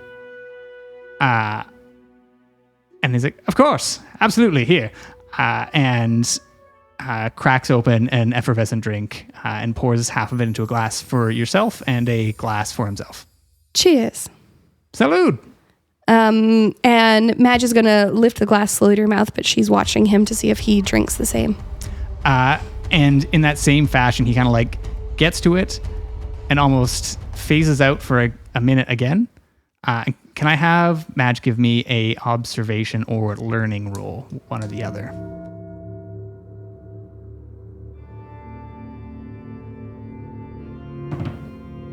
No sixes. He takes a swig, and you can add a +1 with Elias being there, sort of keenly aware of the situation, seeing what you're doing. Nothing. He seems to take a swig and then puts it down. Does Madge take a drink as well? Madge will go ahead and just drink up her glass. Great. Can I have Madge give me a vigilance roll, please? Absolutely. I'm uncertain whether or not it'll affect her differently with her, with what she takes from Elias. That's a 3. 1-6. 1-6. Same thing. You feel sort of a bit of a pep in your step, but other than that, no ill effects. My, that is wonderful. Surely you don't want to. You just want to finish up your glass there. Oh no, I've had plenty. Like I said, it doesn't particularly agree with me. But I figured I would be courteous. Courteous. Mr. Wonderful. Rosaire, I'm sorry to ask. I'm sure you have policies around this, but do you happen to have a washroom I could use? It's not a lot of places I can. It's been a long day and. A latrine, of course. There's one in the back. I'm just going to roll to a sort of a logic for Mr. Roger, just to see if he's getting suspicious to the line of questioning here. And he gets 1 success. He's like, we do, but it's for sort of staff only, myself and my wife. We don't necessarily, with the sort of pox going around. Surely it would be possible for us to, sometimes you have to pay at a restaurant or something. I'd be very happy to purchase more of your wares, but as you can see, Elias doesn't have a lot of options, and I'd hate for him to be urinating in the streets again. Or on my chair. Oh, in your chair. Oh gosh, that was such a mess last time. Oh, and that poor banker down at just down the way. What a cleanup. Terrible time. Yeah, what was it called? The bard or no? Oh no, that's just the banker of Victoria, Canada, or whatever. Yeah. Whatever it is. Whatever it is. Roll me a manipulation check, one of you, with a +1, please. Probably should be you, Elias. No, I have no modifier on that. I'd be doing 2. Would you be doing any higher on empathy? I would do 3. Yeah, you should do it. +1. I got 1-6. I think with that, Mr. Roger is like, sure, of course. When you explain it so tactfully, how could I be a stand-up citizen and You're a good man. I do my best. Welcome to Canada. Thank you very much. You're very polite. I do what I can. I'm a man of the world. And he opens up sort of the half door that sort of lays down normally and becomes a part of the counter. And he's like, it's through the kitchen. Would you like me to show you where? It's down at the end and to the right. There's no stairs, right? There are no stairs now. Oh, no, I shall be fine then. Thank you. And Monsieur Roger, I was actually meaning to ask you a little bit, and Madge is going to reach into her cleavage, and she's going to pull out the cards she's been collecting from the Empress bars. My dirty cards! Your dirty card. I think I'm missing a couple, but maybe you could fill me in on which ones I might be missing. Of course, there's Susie. Oh, Jumpin' Susie? No, I've got Susie right here. You can see she's the one spread eagle in the air. And Elias. And Elias, you're able to roll into the back relatively unobserved. Cool. You said I had to go through the kitchen. Correct. Kitchen is where I wanted to snoop. Yep. I'm looking for, and I'm going to do a quick check, obviously at wheelchair eye level and lower. Yep. For things like drug paraphernalia, poppy seeds, a book, any sort of a book. Give me a observation roll, please. I want to hear more about the cards. Yeah, thanks. Yeah, there's Spread Eagle Susie, Jumpin' Jacks Jane. Yeah. 2 6s. 2 6s. With those 2 6s, Elias, you notice that this kitchen is spotless. Okay. So spotless that it does not appear to be used. Okay. And with that second success, you hear something coming from behind one of the pantries. Okay. Oh, fuck. Okay, I'm gonna roll into the pantry. I'm pushing my luck. You roll into the pantry, and there is a door on the ground. Yeah. Oh, a trapdoor on the ground, like a A fruit cellar. Yeah, type of yeah, deal. yeah. And the noise seems to be coming from down there. Okay. It sounds almost like wind whistling. Okay. I am not going to fuck with that. Obviously, I couldn't anyway. Mobility issues. I'm going to roll out. I'm going to roll to the latrine. Mm-hmm. The latrine would just be a pit, right? Yeah. Yeah. Okay. Is there anything in the latrine, like dirty magazines, cards to look at?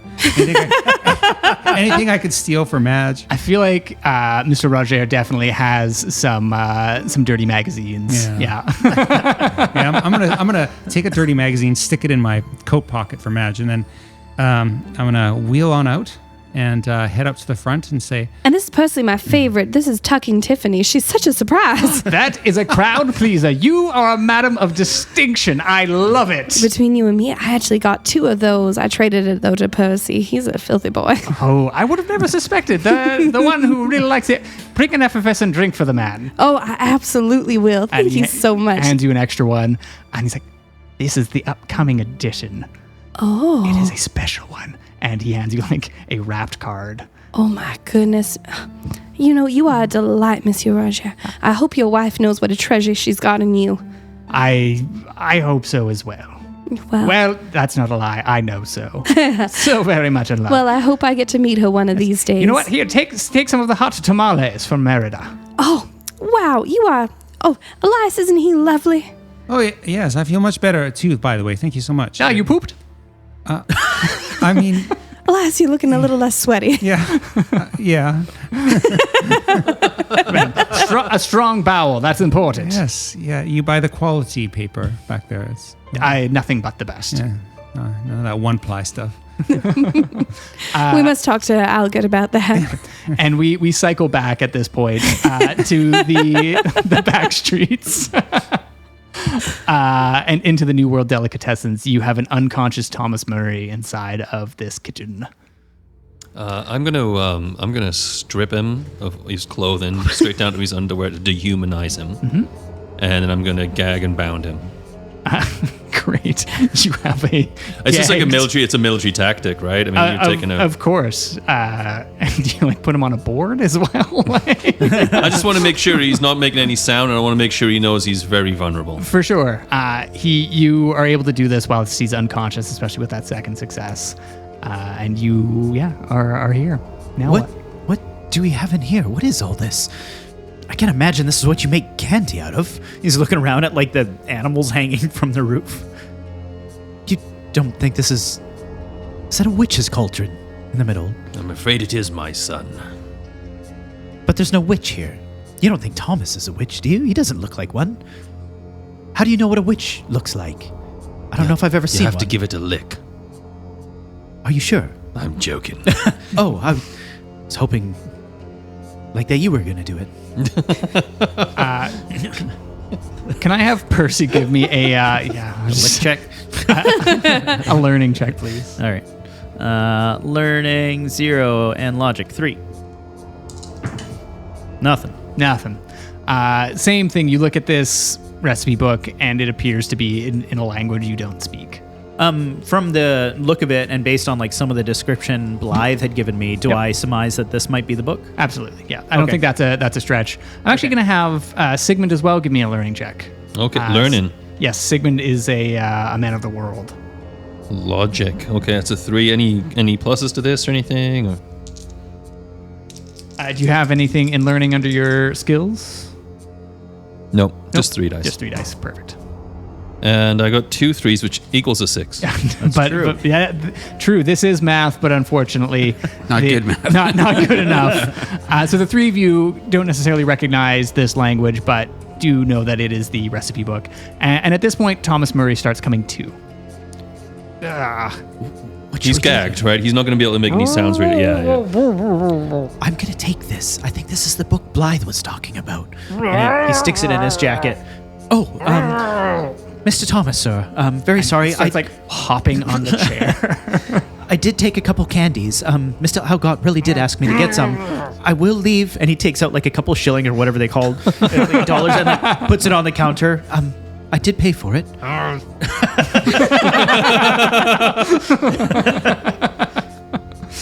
What do you want to do with this, Mr. Thomas?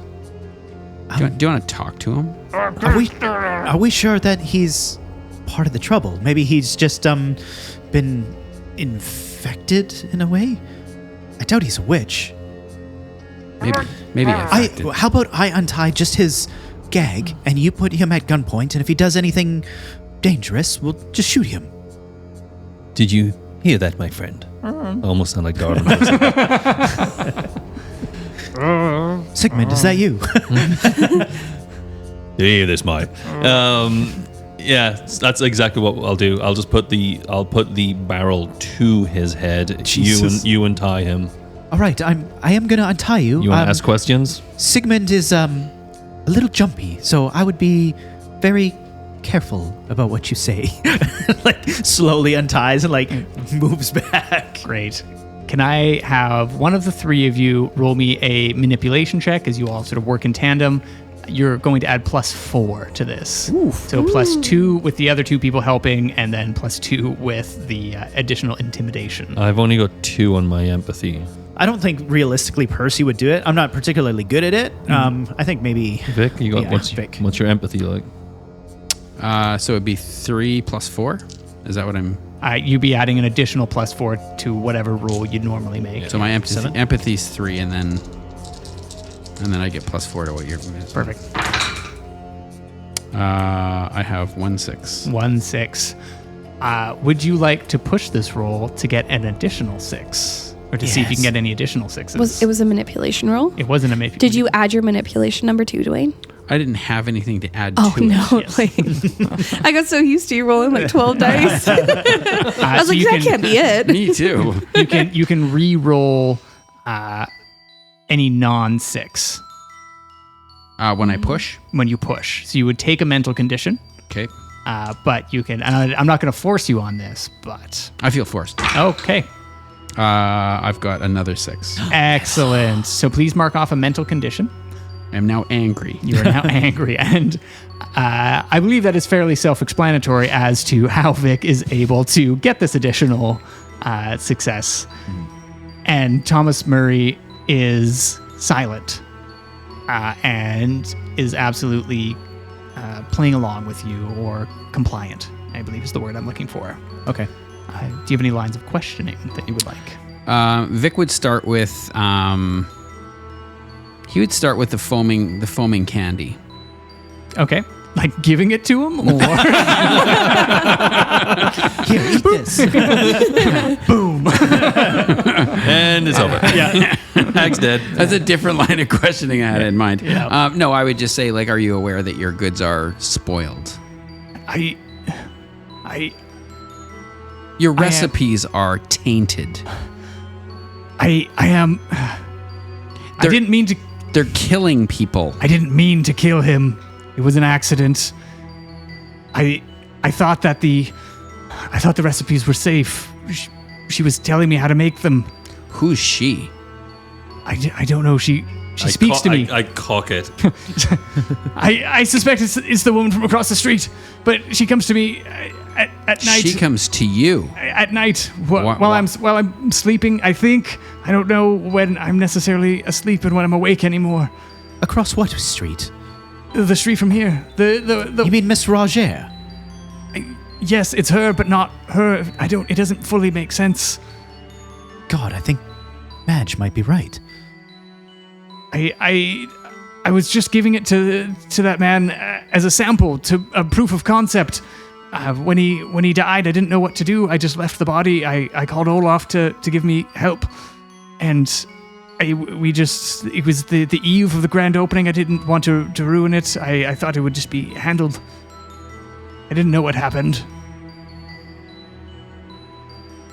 So you put ingredients into your. I didn't have all the right ones. I just started sort of adjusting the ingredients. At first, it was harmless, and then she started coming to me in my dreams and sort of giving me guidance in how to how to make these chocolates. I didn't think of anything of it. I thought I could get rich off of it. In your dreams, where was she coming to you from? I don't know. It was wherever I was. Where was you? Here. At the shop. At the shop. I haven't really left for days.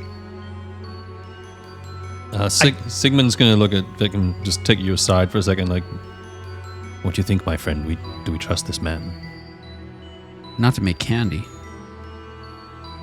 While they're talking, Percy leans down. He's like, Mr. Thomas, sir, Yes. can I ask you a quick question? Of course. Do you by chance know Miss Blythe's favorite candy? It's the salted licorice. Thank you.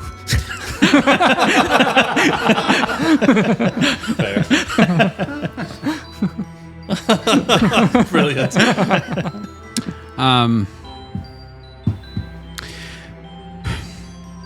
Well, I mean, there's been a crime here, right? There's been a murder. And so, so again, it's your responsibility with what you're putting in the candy to know what you're putting in. It wasn't me. It wasn't my fault. I didn't do it. Did you make the candies? Well, yes. Okay, so that would be you. But it wasn't my fault. No, but you've pointed us in the right direction to start to solve this mystery, as it were. Was your kitchen always like this? Dead animals and stuff? No, these were some of the special ingredients on top of a pot of myself. Oh, thank God. So the licorice that I've been enjoying for years. That is special order. That hasn't changed. Oh, excellent. Except you didn't have the red licorice, did you? he stares off into the distance. Can't recall. Well, sounds like we need to maybe rendezvous with Miss Madge and Mr. Elias. Elias? How do you say his name?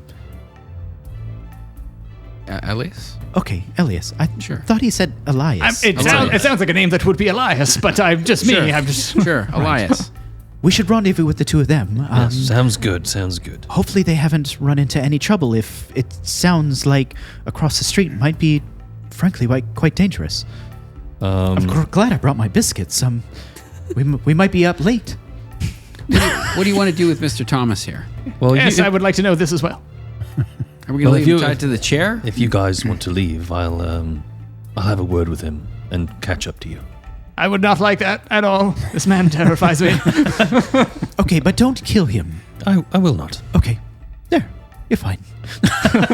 Just sweats profusely. And it was the salted... salted black licorice. Stay away from the red. Oh, but for Miss Blythe. Salted black licorice. Yeah, salted black Of licorice. course, yes, Thank yes, you.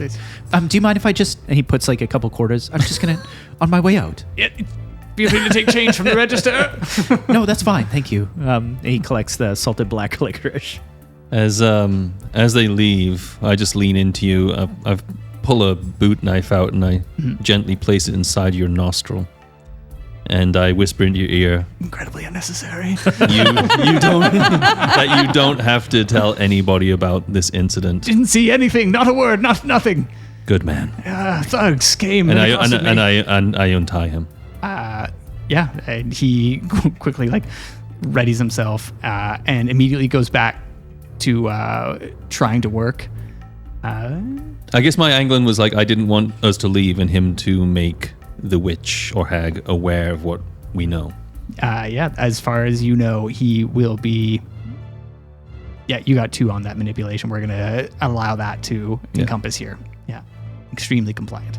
Yeah. Well, I didn't hear a bang, so I think that's probably good. Elias and Madge have probably gone into the Not sure street about that. by now, and Madge is like, "Oh, Elias, I feel positively marvelous. Honestly, my breathing feels all cleared up, and yeah, I'm feeling really good. Oh, and did you see this new card I got? Oh my gosh, I'm just filled with energy." You drank the drink. I did. I was trying to bluff him, but unfortunately I just had to drink it. But I'm doing all right now. Here, calm yourself. Use this. Oh no, I'm not pull a sure if I dirty want Magazino to. from- Oh, actually, I do want to. And with that, My goodness. we're going to take our break. Oh boy. Dun, dun, dun, dun, dun, dun, dun, dun.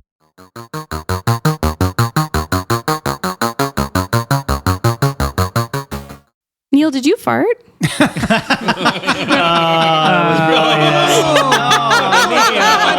can't do that. everyone's going to think, oh my God, that no wonder they kicked him out and he's been gone so much because he just farts. That's what everyone's going to think. I mean, she's not wrong. Sorry. In case you didn't figure it out, we're back. We have left our investigators at the intersection between Roger's Chocolates and New World Delicatessens. You all have met in the middle of the street, and you are presumably sharing your information. I forgot to ask, what do I get? There was something that people got for drinking the drink.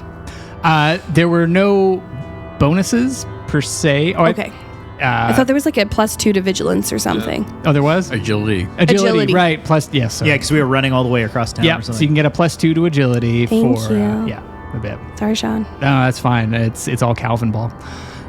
So we did find some rather disturbing information, but you go first. Oh, we had a great visit, didn't we? It was Madge. wonderful. Madge, Yeah, do you need to focus? I'm here. I'm focused. Listen, I was listening. I was the one talking to you. there's something in the back of Roger's Chocolates under a trapdoor. Oh, In the loo? like No. And in the pantry off the kitchen, there's the kitchen is unused. I'm telling you that there's something through a cellar door or a trap door in the floor into this there's something down there. You have to take my word for it. I couldn't go down there, We believe you. and we need I to go. do. We need to go in there Can immediately. I finally ask him if his wife's a hag? Can we just go in and strong arm him I now? don't. There must. Okay, it's an old building. Everything here is an old. Why don't we just go around back? Everything is Maybe- very new, actually. right. These buildings are really new. These buildings are only like, they just threw these up recently. yeah, they just erected those. These ones still under construction. Right. These newfangled buildings they're building, they often have the storm doors in the back that go down to. I'm wondering if we just go around the back and get in that way. But There's well, 5 of us. All 5 of us can go fit in the back.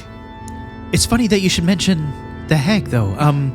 While we were talking to Mr. Thomas, he did say that the woman across the street, which he confirmed was Mr. Roger's wife, had been, what was it?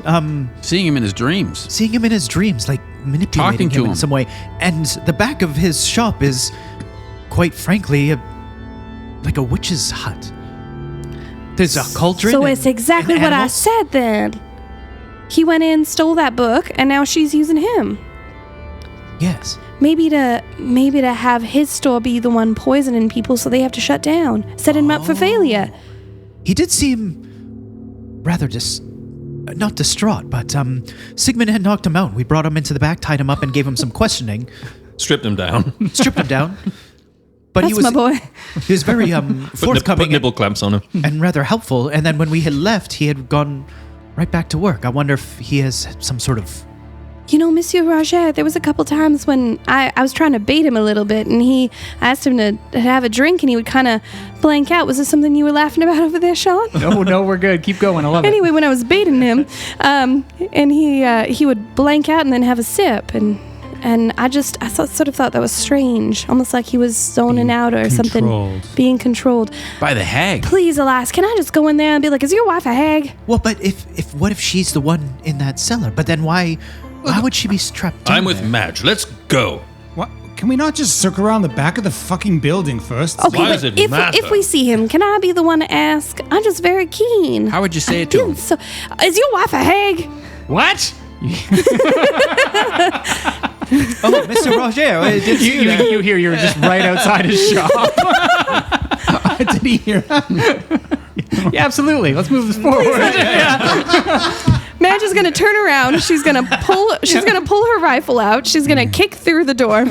She's gonna cock it. And she goes, What word? "Is your wife a hag?" Madam, how dare you accuse my wife of such a thing? So she I is. double up with the rifle. Elias sighs, rolls in, rolls right by Madge, right by Mr. Roger, and right through the back without even asking. Where do you go? I would like, Monsieur I will Roger, not stand for this. you seem like a perfectly nice gentleman, and I happen to like you very much. Please thank stay here, guard these cards, and we will come back and talk to you later. I will guard these smutty cards with my life, but you cannot just barge in here. I'll call the constabulary. Wonderful. Why don't you? Help! I put a rifle to his chest. He runs. Bye. Percy tries to trip him. Yeah, give me a Vic will also try to pistol whip him on the way by. Okay, give me an agility. Madge is gonna close the door. Give me Madge already bolted in. Oh right, I did. Yeah, I'm past the door. Give me an agility roll, please, Percy, and a force roll, please, Vic. Percy's like trying to fumble and get his gun out because he saw everybody else draw their guns, but like he never uses his, and he picks it up and is facing towards him, and he's like, "Oh God!" Tries to spin it around and then trip him, and like he drops his gun. He's like, "Oh, God. Should have packed more biscuits." 1-6. 1-6. You're able to pistol whip him. It gets him right in the face, and he sort of stumbles to the side. He says, "Do you want another one? No. Then sit the fuck down." Yes, sir. Percy Now will Madge is gonna go to close the the door door. and lock. Oh, there we go. Okay. Yeah. He sits down quietly. I strip him naked and tie him up. Just stay still. It's part of Sigmund's thing. It's What does okay, Mr. but Rozier look like? Just ask. Madge is gonna close the curtains. he's a little like Candles. please leave me the smutty cards. I'll pin these up right here so you can take a look at them. That's fine. Well, a little to the left. Yes, good. Oh, can I take Tucking Tiffany there? Sure, I've got to. I gag him too. No. I'm gonna put Flippin' Fanny right here in front of you. You're welcome. You have successfully tied up Mr. Roger And stripped him naked. and stripped it naked in the front. I sure hope nobody tries to get in. We've locked the door. locked We've the door. pulled the curtains. Yeah. We've done all the things. Great, you've done all the things, and you are now in the kitchen. Elias rolls right into the pantry, ushers over Madge and says, "Like I said." And with a vigor that is unusual for Madge, she throws open that door. Madge, you open the sort of door on the ground, and there is a staircase leading down into sort of a dark root cellar. Percy, can you take the chair and I'll take Elias? Elias, do you have any complaints? No, I totally trust you, Madge. I put my arms up. Perfect. Madge picks him up. It's not probably the first time we've done this. No, many No, times. I think you've even already done it once in the session. Yes, perfect. So, you walk down, and I'm assuming everybody is marching order down there? Can I ask a logistics question? Absolutely. When it says that with the Patreon that we need to sever the connection, Yes. did we do that by taking the cookbook, or do I need to pistol whip? No, so you have the cookbook, which is sort of the link, as it were, and you just need to destroy it using the ritual that you've outlined. Within the hag's hut, salt and sage, boil sugar and holy water, smash the concoction. Do we have holy water? We can just say a prayer. It's almost like if somebody had something that could get them a free resource at the moment. Oh, fantastic. Percy, you carry around holy water, don't you? No, I don't. This is licorice. Percy, you carry holy water, don't you? yes, I do. Sorry, I was looking in the wrong bag or wrong pocket of my Fantastic. satchel. I just had noticed the licorice that I collected for Miss Blythe. Oh, someone grab a bag of sugar. Wait, but it isn't the hag's hut over there where the cauldron is. I don't think so. Let's go down here. Maybe there's a familiar in this basement. Okay. Madge All is right. gonna. Well, if it doesn't work, if there's no cauldron here, we might have to go back. I would like to prepare and get it ready, just in case this is the right place. We should grab some sugar from one of the cupboards. I know he's not cooking in here, but I bet you he's storing And stuff. sage. We need sage. Why don't we put it around him and put the book in the circle? Okay, Madge is gonna dig through all the cupboards really quickly. Yeah, presumably, like you had the book in the library, so you've got some things that might be missing. You've got the sugar. We got all some the holy stuff. water. You got all the stuff you need. The components. Fantastic. Yeah, Sean's like, move on. functionally, yeah. It's getting late, and it's daylight savings day, and I'm getting tired. Sean's tie. Oh yeah, technically it's 9 o'clock right now. So Madge and Elias would not go down first because Madge's hands are full. So they'd probably actually go down behind Sigmund. Yeah. Sigmund's going down. He's got his rifle out, and he is keeping a bead on anything that looks like it's moving. Great. Sigmund, the lot of you get down under the basement, and when you would expect to find a low-hanging fruit cellar, you find a forest. A what? A forest. A deciduous forest. There's something about it that looks a little artificial, but there are Fucking trees shit. It's a forest in a basement. all around. There is a small brook, and it is a strange liquid that is flowing through. And there is a small pathway running through this forest. Let's follow the pathway. Let's go. Double time. Is it wheelchair accessible? Absolutely. This is a Wonderful. progressive world. And I'll there's a push down the fantasy Percy, put down the wheelchair and we'll get going. Yes, Mom. Put it down. Help Elias into it. Elias. This is the strangest Wizard of Oz game I've ever played. Yeah, right? Bardify. I just wanted to switch the music up to match the current- vibe. I was like, I have a playlist for this. Perfect. As we approach the water, is it a river of chocolate? What's Madge doing to check? Madge is going to grab some sort of like something natural, grass, a stick or something, and she's gonna like poke it in, and then she's gonna smell it. Madge, you grab a stick from the ground, and it is indeed a river of chocolate. But in fact, the stick that you grab is a white bark in it. You give it a smell and like a little snap, and it is the tree bark candy that people can get. The snozgrass tastes like real snozgrass. Don't eat anything. I'm not. She's got chocolate around her face. I don't think those effervescent drinks work for me at all. No. You continue to walk through this forest, picking up little bits and pieces. There are shrubs with little mint candies growing on them. The trees get denser and denser. I'm going to have one of you roll me an observation with a +3 bonus, just because you were all taking this in, please. Can I get out my No binoculars and have a look down the... I would love for you to do that. Okay, so I am going to vigilance will be, what is that? So that's my logic. So I get 5 for logic, Great.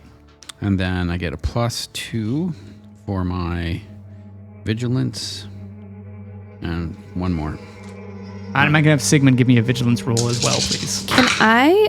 Madge is looking for. She remembers the part about the familiar, and I think Madge, the hunter, is wanting to look for traces of what that familiar might be. Can she roll an investigation?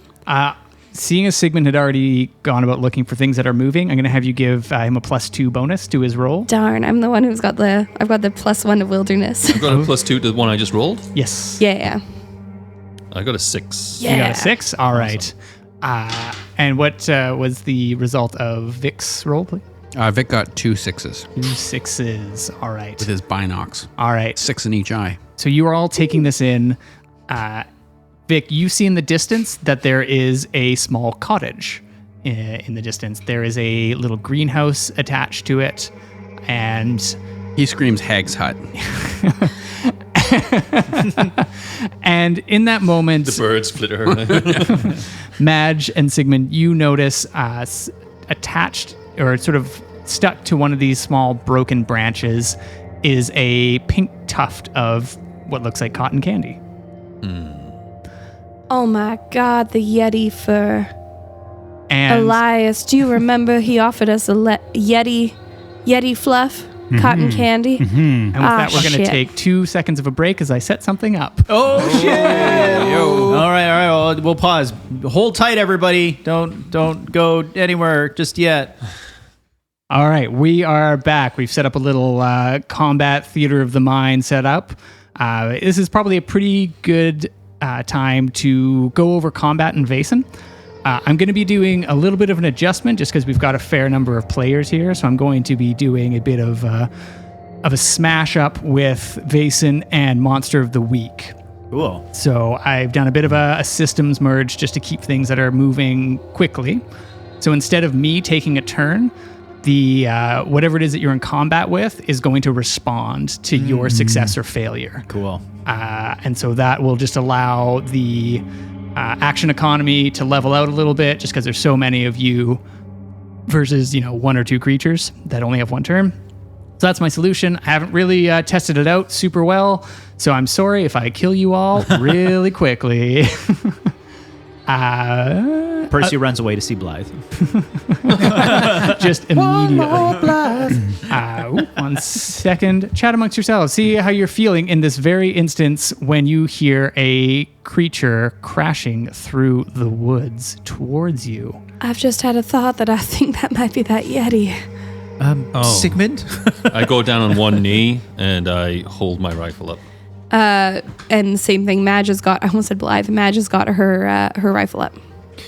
Percy's like leaning down towards Sigmund, and he's got his rifle, and it's like got the bullets in the like hole, the shooter or the whatever, the holes, and he pulls like the We're doomed. the hammer back, and he's like, it's supposed to be back, right? You don't like pull each time. Yes. Press it here. I just ready your weapon for you. Nice. And you hear a growling, and I'm going to have everyone grab a card without looking at it from the deck. Oh, cool. The number on the card is what's important, not the, drawing on it, as it were. This is going to dictate how quickly you all respond. It's functionally initiative order. Elias is wheeling to the back of everybody. Don't look at it. No. Dwayne ruined Good it. call. I think probably Madge is very aware of Elias and kind of takes like a stance just to the in front and just to the right of him. Great. You hear a crashing. Can I have everyone look at the cards and then around the table let me know what number is on your card? Ooh. Percy's a 5 and a druid if it matters. I'm a 2. You're 2. I'm a berserker. Oh, great. What's the 6. number? 6? I'm a 1. You're a 1. And I have the Dead Kennedys logo on my card. I'm a 7 illusionist. You're a 7. I know the words don't matter, but I had to announce. Everyone else did. That is great. I don't remember it particularly off the top of my head, so we're going to go with the highest number goes first, and it goes down the initiative 7. order. So the highest person is Madge. Boom. Then followed by Vic, then Percy, Elias, and then Sigmund is taking up the rear here. The moment she sees that thing come through the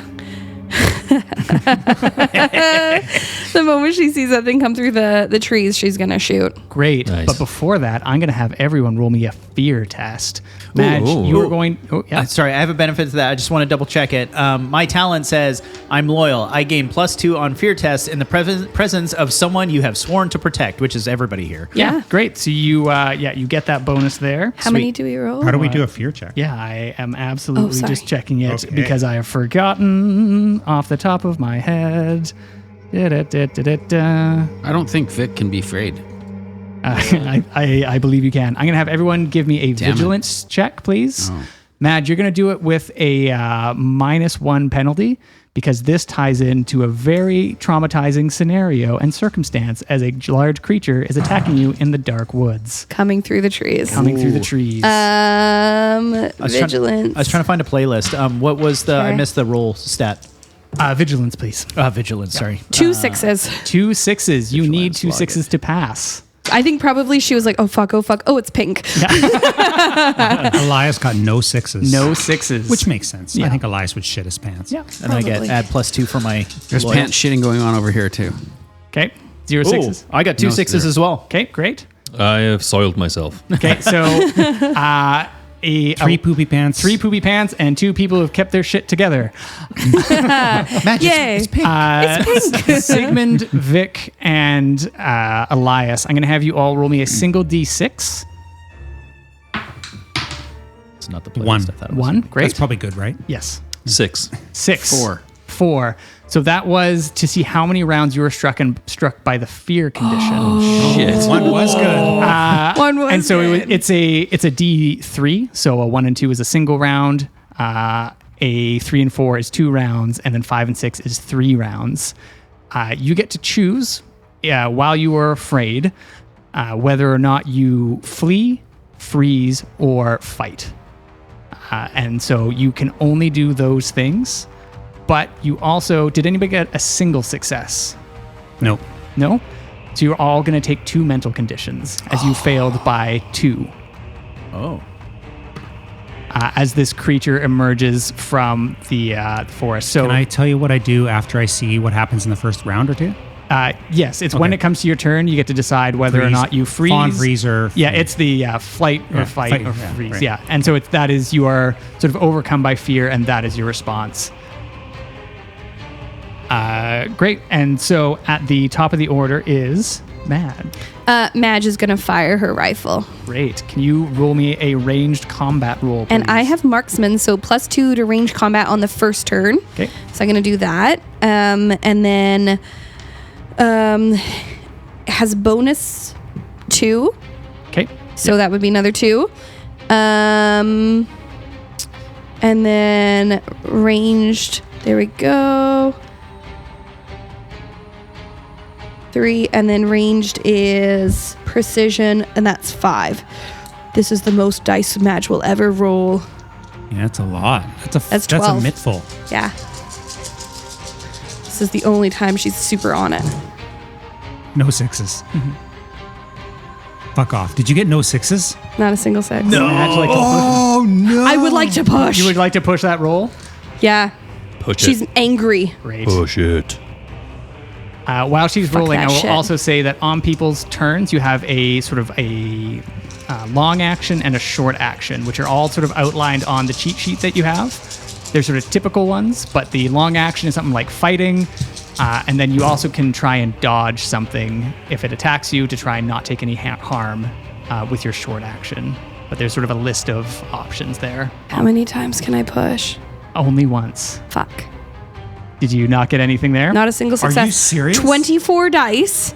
Woof. No 6s. Yikes. So So you you're, want to throw those dice out. you're going to take a physical condition from the push. Oh, a physical. Okay, yeah, I did. My bad.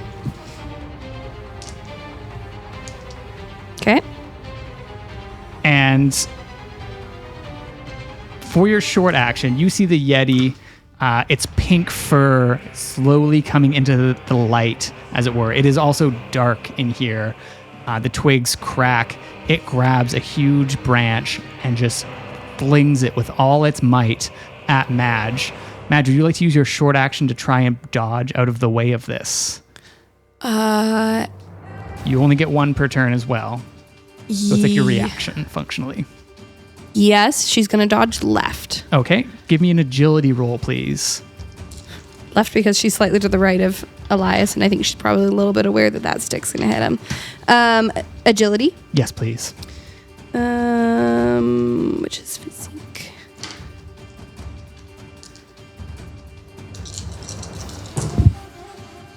1-6. 1-6. So you reduce the successes by 1 on this. You take 1 physical condition as this branch trips you up on the leg and you sort of roll out from it. And this branch goes crashing and turns into splinters as this Yeti gets closer and closer onto you. But kind of like chocolatey splinters, right? It's pretty delicious. Vic, you are up. Madge has just had a half of a tree thrown at her. You have also seen the hag's hut just down the line. And this creature is this massive, sort of like 8-foot tall pink Yeti is descending on you. Can Vic, can he run towards the hag's hut? Absolutely. So he's going to flee towards the hag's hut. Great. And he's going to call. He says, like, run this way. Great. I'm going to have Vic give me an agility contest just to see how long it takes them to get there. So agility is going to be physique, which I get 4 for. Correct? And And it's the top skill. I get 2 for that as well. Perfect. Because you said I have to take 2 conditions. So I'm angry, frightened, and hopeless is what I'm guessing. Great. Because those were mental conditions, they don't impact any of your physical stat rolls. Perfect. So you don't reduce anything. So I'm just going to be rolling 6 dice. And I have 1, 6. It's great. That's all you needed to sort of get there, and you are right at the door frame with your movement. There are lights on inside, and you can hear as if there's someone in there. Okay. Great. Next on the order is Percy. Percy wants to combine his fast action and slow action sort of together. His ultimate goal is to use the action lure an enemy to a certain place, which is agility. Okay. So I guess like his move within a zone is Yep. his fast action. Yep. So he's trying to like run to a position. What he's trying to do is lure the Yeti, I guess, towards him, but more in a vulnerable position is what he's opening. He's like hoping to turn like its broad back Great. towards all his companions so that Yep. they could get like a nice shot on it. Love it. Yeah, roll me that agility, please. Okay. So he kind of like runs into the trees, hoping it'll fall into an open space, and he's like, "Over here, you pink hippie."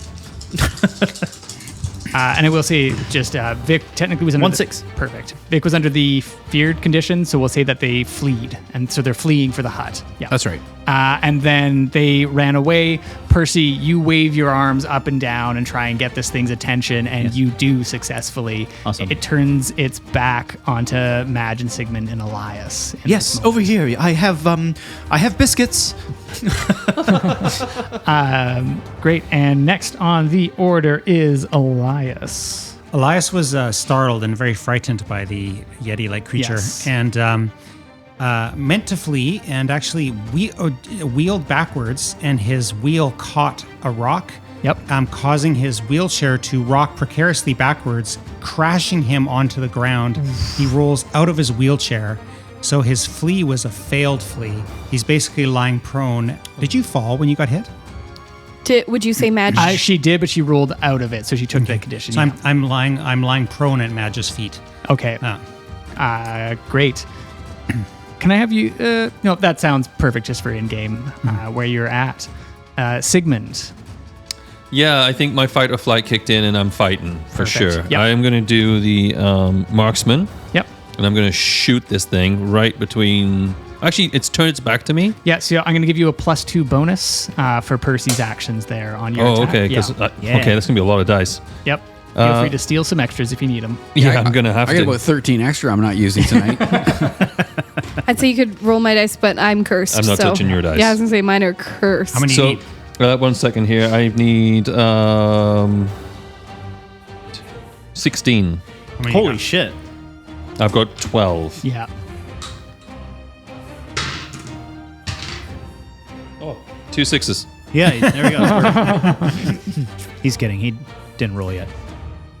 You better get 2 6s in that. Although Madge rolled 20 something and didn't get any. 24. 3 6s. 3 6s. Nice. So you're going to be able to do. Would you like to do more harm? Move it into a direction that you would like it to go. More harm. More harm. All right. How much harm does your rifle do? 2, I believe? 2. All right. Yeah. So for each one of those successes, you're going to do an additional harm. So you're going to do 4 harm to it total. Dang. You didn't need him. And you fire a shot, and a large tuft of fur in its back goes, poof, and you see cotton candy sort of shrapnel float off into the air. It is the top of the round. So Elias, for this round, you are no longer have the frightened condition. Okay. So you are clear of that. Madge, it is your turn. Madge is gonna, for her long action, she's gonna fire. Okay, Madge, you may fire your weapon. I swapped out as many of my dice as possible. Vic, you're at the door, and you hear singing coming from the inside, a humming song. 1-6. 1-6. You're able to take that shot off, and an additional, 2 harm as the Yeti begins to chase Percy down a little bit, but is sort of turning its attention, and it's slightly distracted between Sigmund, Madge, and Percy. Can Madge use her short action to get Elias into his chair? Yeah, I'll allow that. Cool. Yeah. Top of the round, it is Vic. You are at the door, and you hear singing coming from the inside. Vic is going to check the door handle. It's open. It's open. He's going to swing open the door. Great. You bolt in, and the lights inside go out as soon as you open the door. Okay. There is, from what appears, no one in here. Vic's going to call in. He's going to stay on the porch. He's going to call in and say, I know you're in there. Come on out with your hands up. Vic, you hear singing coming from inside, but nobody appears. Do you have dark vision? Yes, I can roll 13 dice with my dark vision. No. Okay. Yep. So he's just gonna Vic is gonna cock his gun. Yep. And just stay ready. Okay. At the end of this turn, Vic, you will no longer have the frightened condition. So I'm going to say for this one, you're going to have to move inside of the hut because you're still fleeing, or you're trying to get away from this Yeti still. Okay. Yeah. Yep. Sure. Yeah. but you're inside and you're not necessarily afraid of what's in here. So Okay, everything else stands true. Is there? Would I have something that I could do? Falcon see in the dark? I'm going to say for this, it's not going to fly. That was good. That was Yeah, good. thank you very Lovely much. pun. Really punny. I don't get it. So you don't have to because it's your turn. You have a Yeti descending upon you. Yay. I am going to use, for a slow action, it says climb a wall. Can I climb a tree? Yeah. Sweet. His goal here is to continue distracting it, so it's like, Great. and like giving a good shot. And then I think for my fast action was to dodge. So essentially, he's like trying to climb this tree, and then just like try to move out of the way of like the claws of this thing as it's trying to attack. Great. Roll me an agility roll to see how you do on that climbing up. Okay. Agility is 4 + 1, so 5. Come on, baby. Come on, baby. 2 6s. 2 6s. You're able to yes. scarp her up there pretty quick. Nice. And then can you give me the agility to dodge as Oh, right. well? All right. And it's same, right? Okay. Yep.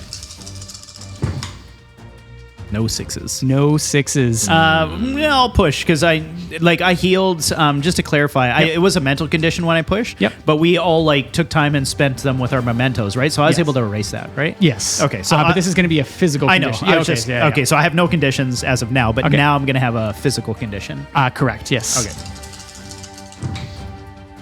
No 6s. No 6s. The Yeti grabs onto your ankle and you feel its grip. You don't get torn out of the tree, but it grabs on and you feel it squeeze as it tries to pull you out of the tree. The only thing Percy can think of is if it's scuffing his shoes, and Arget, or no, not Arget, what's his name? Algut. Alget is just going to be pissed. He's like, I'm going to have so much work to do. And you feel something twist and break in your leg. Shit. You don't know if it's broken, but you're taking 2 physical conditions. Oh my as God. This mighty grip wraps around you as it gets 2 successes. So 2 in addition to the one I just took, so 3? 3, yeah. Holy shit. Dang, his Argyle socks are so stained with paint. Ow, it's fine. It's fine. I'm fine. Shoot her. It is Elias, please. So Elias has in his wheelchair pouches with medical equipment. I have a field, like an army medic kit. I also have 2 talents. One is army medic, and the other one is emergency medicine. Yep. Do those give me a bonus? Or are they just like, how does talents work? They should. It'll be outlined in the book. We'll just say it's a +2. Who Most are of them are you +2, trying yeah. to get Madge? I'm right beside Madge. I'm going to try and emergency medicine her, and I'm going to use the +2 medicine that you gave us in thing. Great. So I'm going to like +2 the fuck out of this. All right. And so according to the thing, it says every 6 heals her, and every additional 6 heals her more. Yeah. Is that right? All right. Whoa, that is a lot of dice, too. Yep. Well, we got 1. Oh my god! Out of all those dice, I got 1. Funny how that works. Just 1 6. Do you want to push it? Would that be a mental or physical condition? Be a mental condition. I am going to push it. So you get to keep the 1 you have 6. more than Yeah, one you condition, keep the- right? you Yeah, I keep the do. 1 You get the 6, 1 yeah. 6. and then you roll the rest. Yeah. There's still a shit ton of dice. Yeah. 1, 2. I got 2 more Nice. 6s. All right. So you can Awesome. feel up to 3 conditions on Yes. Madge. So I Madge is good. She Yeah. is solid. What does it look like? it's like a field dressing and like a compression bandage and a shot of adrenaline in a syringe. Oh, feeling good. Thanks, Elias. All right, let's get going. Great. You got this. All right, in a second, we're going to be running for that door, I think. Yes. I'm right behind you. I can push. Sigmund, you are up as you see Elias and Madge sort of bandaging each other up, and you hear Percy likely shriek out as this thing is grabbing at him in a tree.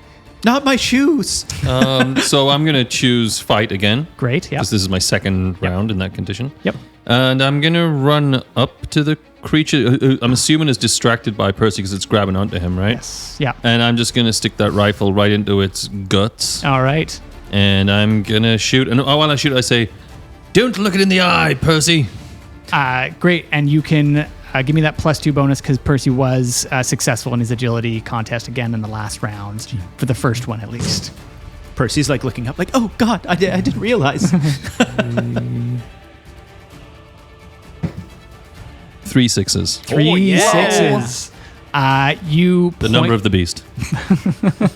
you point blank range fire off, and you can see the bullet kind of go through its body a little bit, and there is visibly this sort of dark red blood sort of soaking out, and you see its fur begin to dissolve a little bit in it, like cotton candy in water. Cool. Percy, you are up there, and you get a little bit of the spray in your mouth. Oh, God, no. Is it delicious? It's pretty syrupy. Depends on like the sweetness that. Like snow cone syrup? Yeah. I think he's more just the spray. He's like, actually, it's not bad. Great. And you're doing another additional damage with that, I suspect. Like because you got 2 extra successes. Oh, I can shoot again? No, you got 3 successes, right? Yes. Yeah. You get So to you just only need decide. 1, so you just get to do more damage or move it into a different direction. Do more damage. Hold this Alright. thing down. You have moved it in to a blood frenzy, but Oh, that doesn't sound good. yeah, that's the thing with Vaesen. They get stronger or weaker depending on where they're at in their hit points. So I add or subtract dice that I'm rolling behind here, but you are doing damage to move it away, as it were. Cool. Yeah. And with that, we are at Madge. You see, yeah, these two are sort of dealing with the tree. Or sorry, Madge. Dick is next. I think Madge really wants to go get that hag, but she can't let it kill Percy, so she's going to shoot again.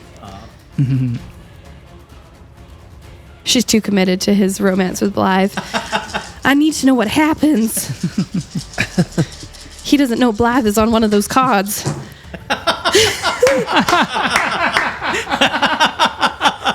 The one she kept close to her heart. That's what the meaningful looks actually were. She's like, wait a second, I know. 2 successes. 2 successes. Do you want to do additional harm with this? Absolutely. You fire those shots off, and they sort of hit different sections, and you're sort of working almost instinctually with Sigmund to try and sort of maximize the impact. This thing lets go of Percy and runs off into the woods. It has been put at bay for a little bit. Okay. But you do know that these things have a habit of returning after a while without the proper ritual. But for now, it is just the hag's hut. Madge is movement part of the short? Movement is part of the short. Can Madge, even if it halves her movement, start moving her and Elias towards the hut? Yeah, absolutely. We'll see at the top of the order, top of the next round, you'll be able to get there. Perfect. Vic, you are inside of the hut.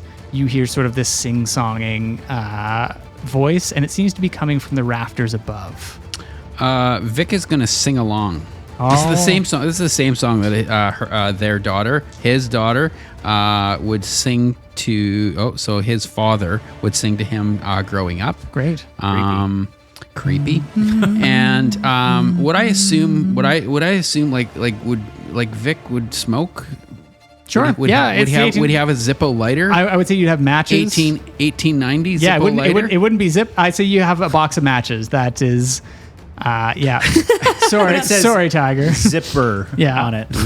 Zipper matches. You've got fire, and I will say, Vic, you are standing. The entire bottom floor is a kitchen of sorts. And okay, so I'm gonna light this. I'm gonna light this light. And is there something in here like sage or something that I can actually like light? Conveniently, you have a bunch of sage with you for the ritual. Don't light it all. Just a wee I will say that there is an oil lamp around here that you can. I will. Light up, I yeah. will light the oil lamp. Yes. Perfect. And pick it up from where it's standing. Great. And I will continue to call. Like I'd like to look into the rafters to sort of see if I can see the hag on the ceiling. Give me an observation roll, please. Oh, well, that's 0 to that, but then that would be empathy. So 3 dice there with the oil lamp. Does that help out in any stretch of the imagination? It doesn't give you a penalty. Dwayne's Oh, yeah? face. I'm going to remember that one. You're so polite to me, Sean. You make me feel like I'm winning, and I'm really not. Test of a true DM. I'll kill you and you'll thank me for it. Yes, I will. Put me out of my misery. No successes. No successes. You look around and you look into the rafters, and for the briefest moment, you see. Sorry, you said it was the same song that your father sang to your daughter? Sang to me. Saying to you. You see young Vic in the rafters singing back to you. I'm going to have you take a mental condition as you are confronted with your own past in this brief moment and something that just doesn't seem right.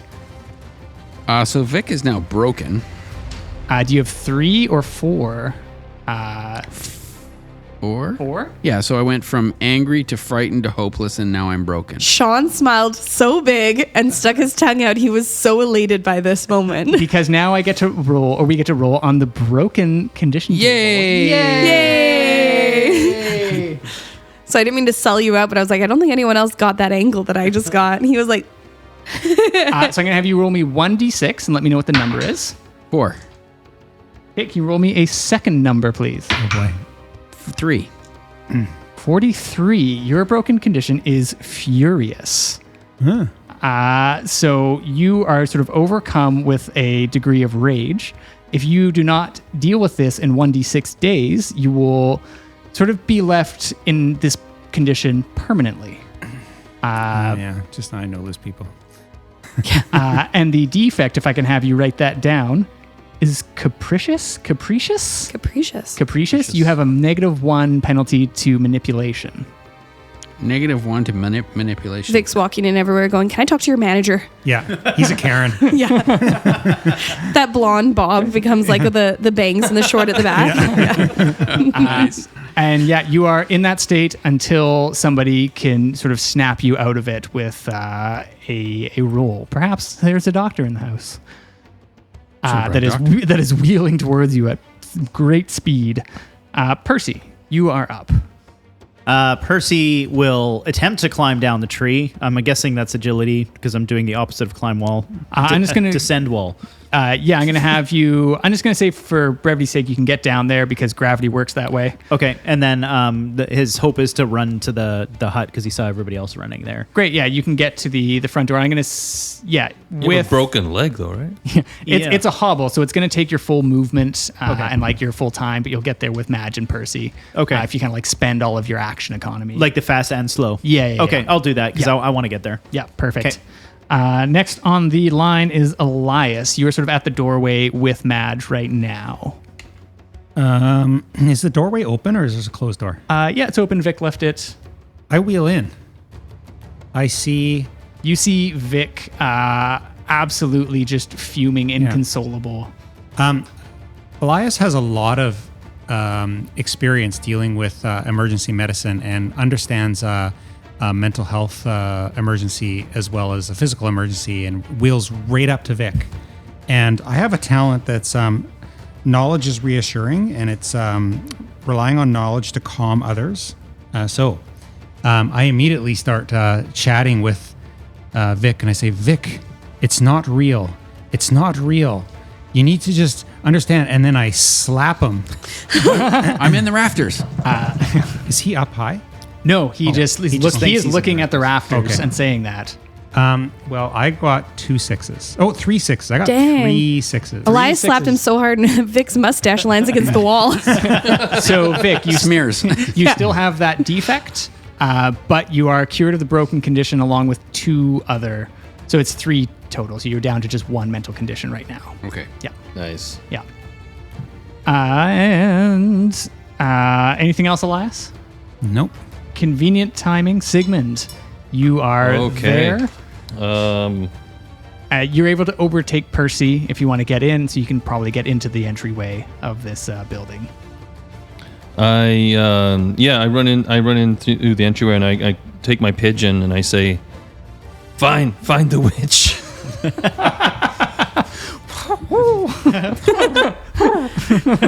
And I sort of like, I want to watch where the pigeon goes, and if it lands somewhere, I'm going to shoot in that direction. Give me an observation roll. I love it. You're going to shoot your pigeon. You shoot my damn pigeon. Madge's going to be like, what? Madge is going to think Sigmund's doing skeet shooting on her pigeon. two dice for this. 6. No way! Oh my god. You see the pigeon land next to the direction that Vic is pointing and sort of yelling. You heard him yelling on your way in. It's like, I'm in the rafters. And you see it land in that direction. Give me a ranged combat roll, please. Just because I like the mood. 2 6s. Nice. 2 6s. Nice. There's nothing left of that pigeon. Sorry about our pitch. No, you're able to make the shot, and you hear something shriek and hiss in the rafters that you can't quite see it. So you got a very good blind shot in. Nice. So we kind of know where it is, though. Yeah. For sure. That is great. It is the top of the order. We are at Madge. Madge is going to race in, and she's going to clock that it's a kitchen. She's going to head straight over to cauldron, whatever is there. Yep. She's going to flip it up. Yep. And she's going to get that sugar boiling. The flames and the entire kitchen lights up in flame. All of the ovens turn on as soon as you start this single match. And you are able to start the ritual. So the way that rituals work in Vaesen, you don't have to roll for them. You just have to be focused on it and not be interrupted throughout the entire thing. But you were able to get the water sort of boiling and the sugar going in this instance. And Madge is going to call out, Madame Roger, we're not here to hurt you. If we could just talk. And that's going to be her turn. Great. Vic, you are up. You have Elias there, and they've talked you down, and you just saw a sort of bullet fly through what you thought was you, and then for a split second, this sort of contorted green, sort of semi-humanoid face sort of gets shot, and sort of in that brief moment, it is you, and then is this creature, and then it darts off into the darkness again. Okay. So Vic is going to look at Elias and say, if you're going to smack me on the ass, not in the face. How offensive, good sir. Then he's going to grab out, he's got his pistol, his revolver. He's just going to go and protect Madge as she's creating this ritual. Fantastic. So he'll kind of like, he's got it ready to pistol whip. If anything comes and tries to disturb her, it's going to get a blast. All right, I love it. Percy, you are up.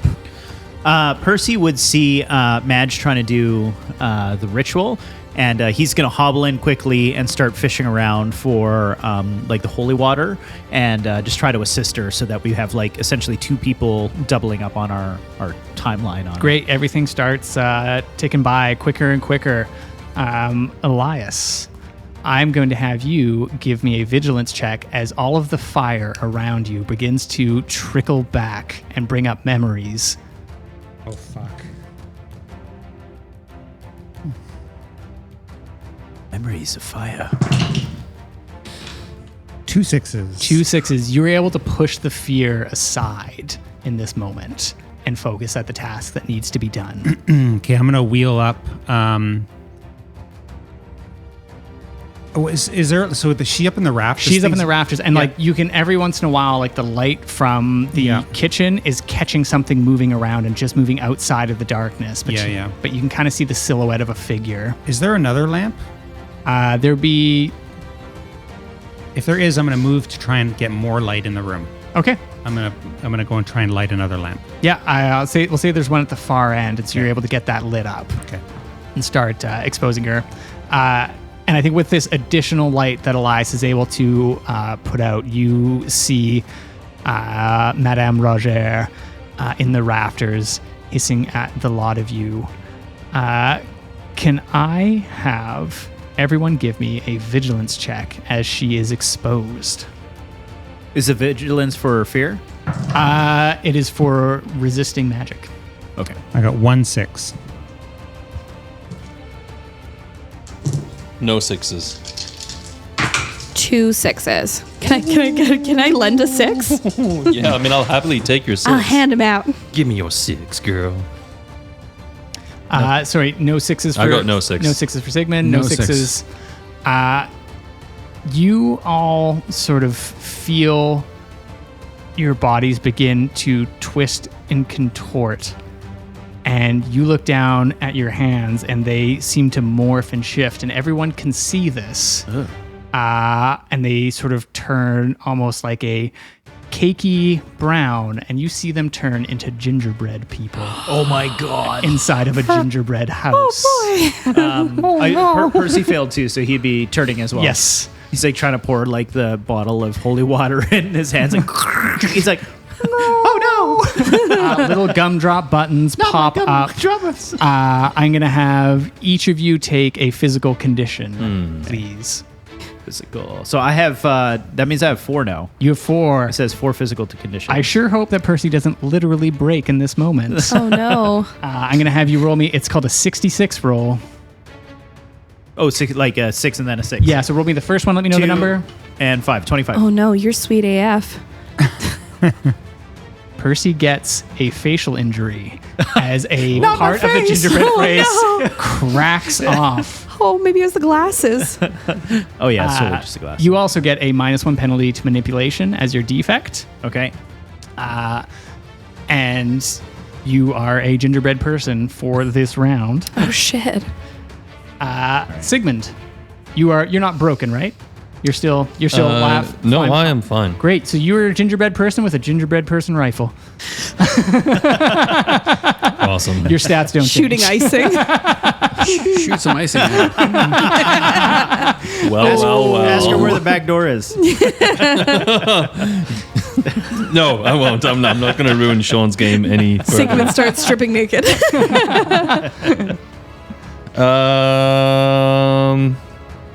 Well, I'm gonna.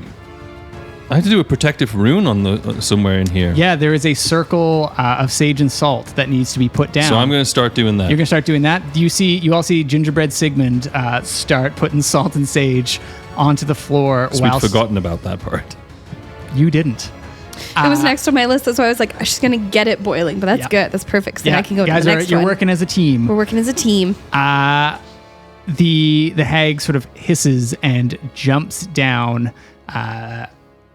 And Vic, you are standing ready on this, and you see it try to jump for Sigmund, but you're able to intercept, as Nice. it were. But before we deal with that, we're going to stick in the order here, and we've got Madge, but is not able to disrupt in this moment. No, Madge is totally focused. She notes that Sigmund is doing the salt and sage. The holy water is in. The Yep. sugar is It boiling. has begun to caramelize at this point. So she's going to put the book in there. Perfect. And once it's in, I don't know if this is too much to do in her turn.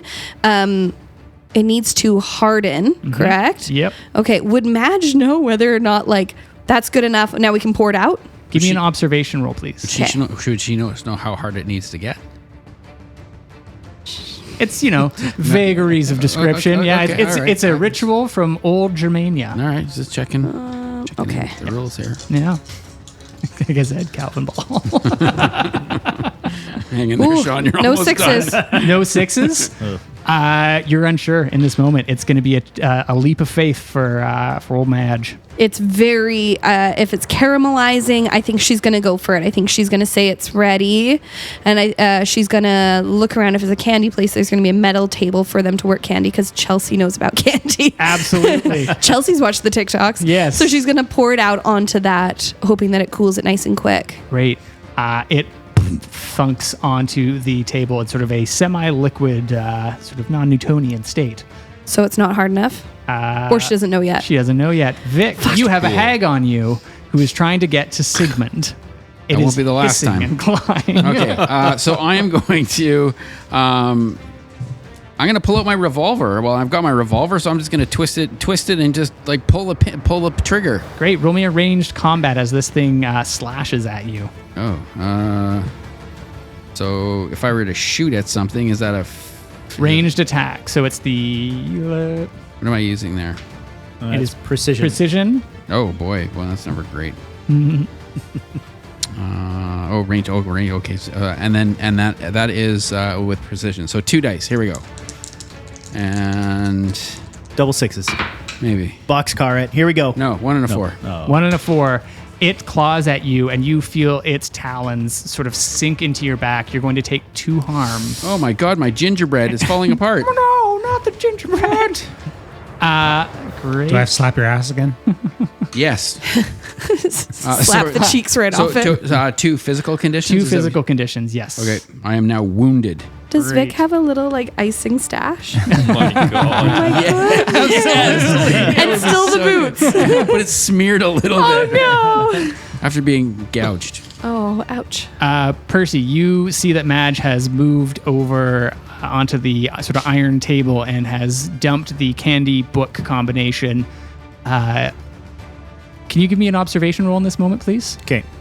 So when I took that condition, like it just affected like my manipulation, nothing else. Is Correct, going on. just the Okay. manipulation. What was the roll again? Sorry. I can say it's either Observation? Oh, yeah, observation. or learning. I'll let you choose. Let me look at my numbers. I'll take observation. Great. 6, 4, 5. And don't forget, if you have any mental conditions, to subtract that dice. I think it's just physical now. Great, Yeah. perfect. 1 6. 1 6. You And 4 1s. Whoa. That's pretty rare. Yeah. You would know that this needs to be worked just a little bit more in order to be like proper hard candy. You spend a lot of time in kitchens preparing stuff. Right. And Can so, he, for his action, just like scoop it and just throw it back in real quick? You see, I'll say with that observation, there is what looks to be an ice box in this kitchen. Oh, okay. He will grab it and head to the ice box. He says, "It's not ready." Can you give me a force check, please, as you grab this hot candy with your hands? I mean, he's He's made of cookie. He is made of cookie, yeah. Force is physique. Oh, I'm pretty good at that. 6. Is that 6? Yeah. 1 6. 1 6. You just sort of like harden the crust a little bit as you go. It's like when you like super glue and you like just touch your fingers, but Yeah. you remember to like pull them apart. You're like, Yeah. oh, got it. Exactly. So you have built-in oven mitts with this cake on outside. Nice. And you're able to dump it into the fridge or the freezer. Okay. Next on the order list is Elias. Elias is like staring at Percy and like thinking like, okay, I need to do some emergency medicine. Percy is a gingerbread man with a facial injury. So I'm going to apply some icing sugar on I love on it. his face. Roll me that medicine. That sweet, sweet medicine. Oh yeah, that's Whoa, geez. 3 6s. Nice. Just paint me a word picture, Neil. I you know, actually people didn't know this about Percy, but I had taken up cake decorating as a side hobby, and I paint on the most beautiful icing sugar wound healing on Percy's face. I love it. Percy, you're able to heal up to 3 physical conditions. Oh, sweet.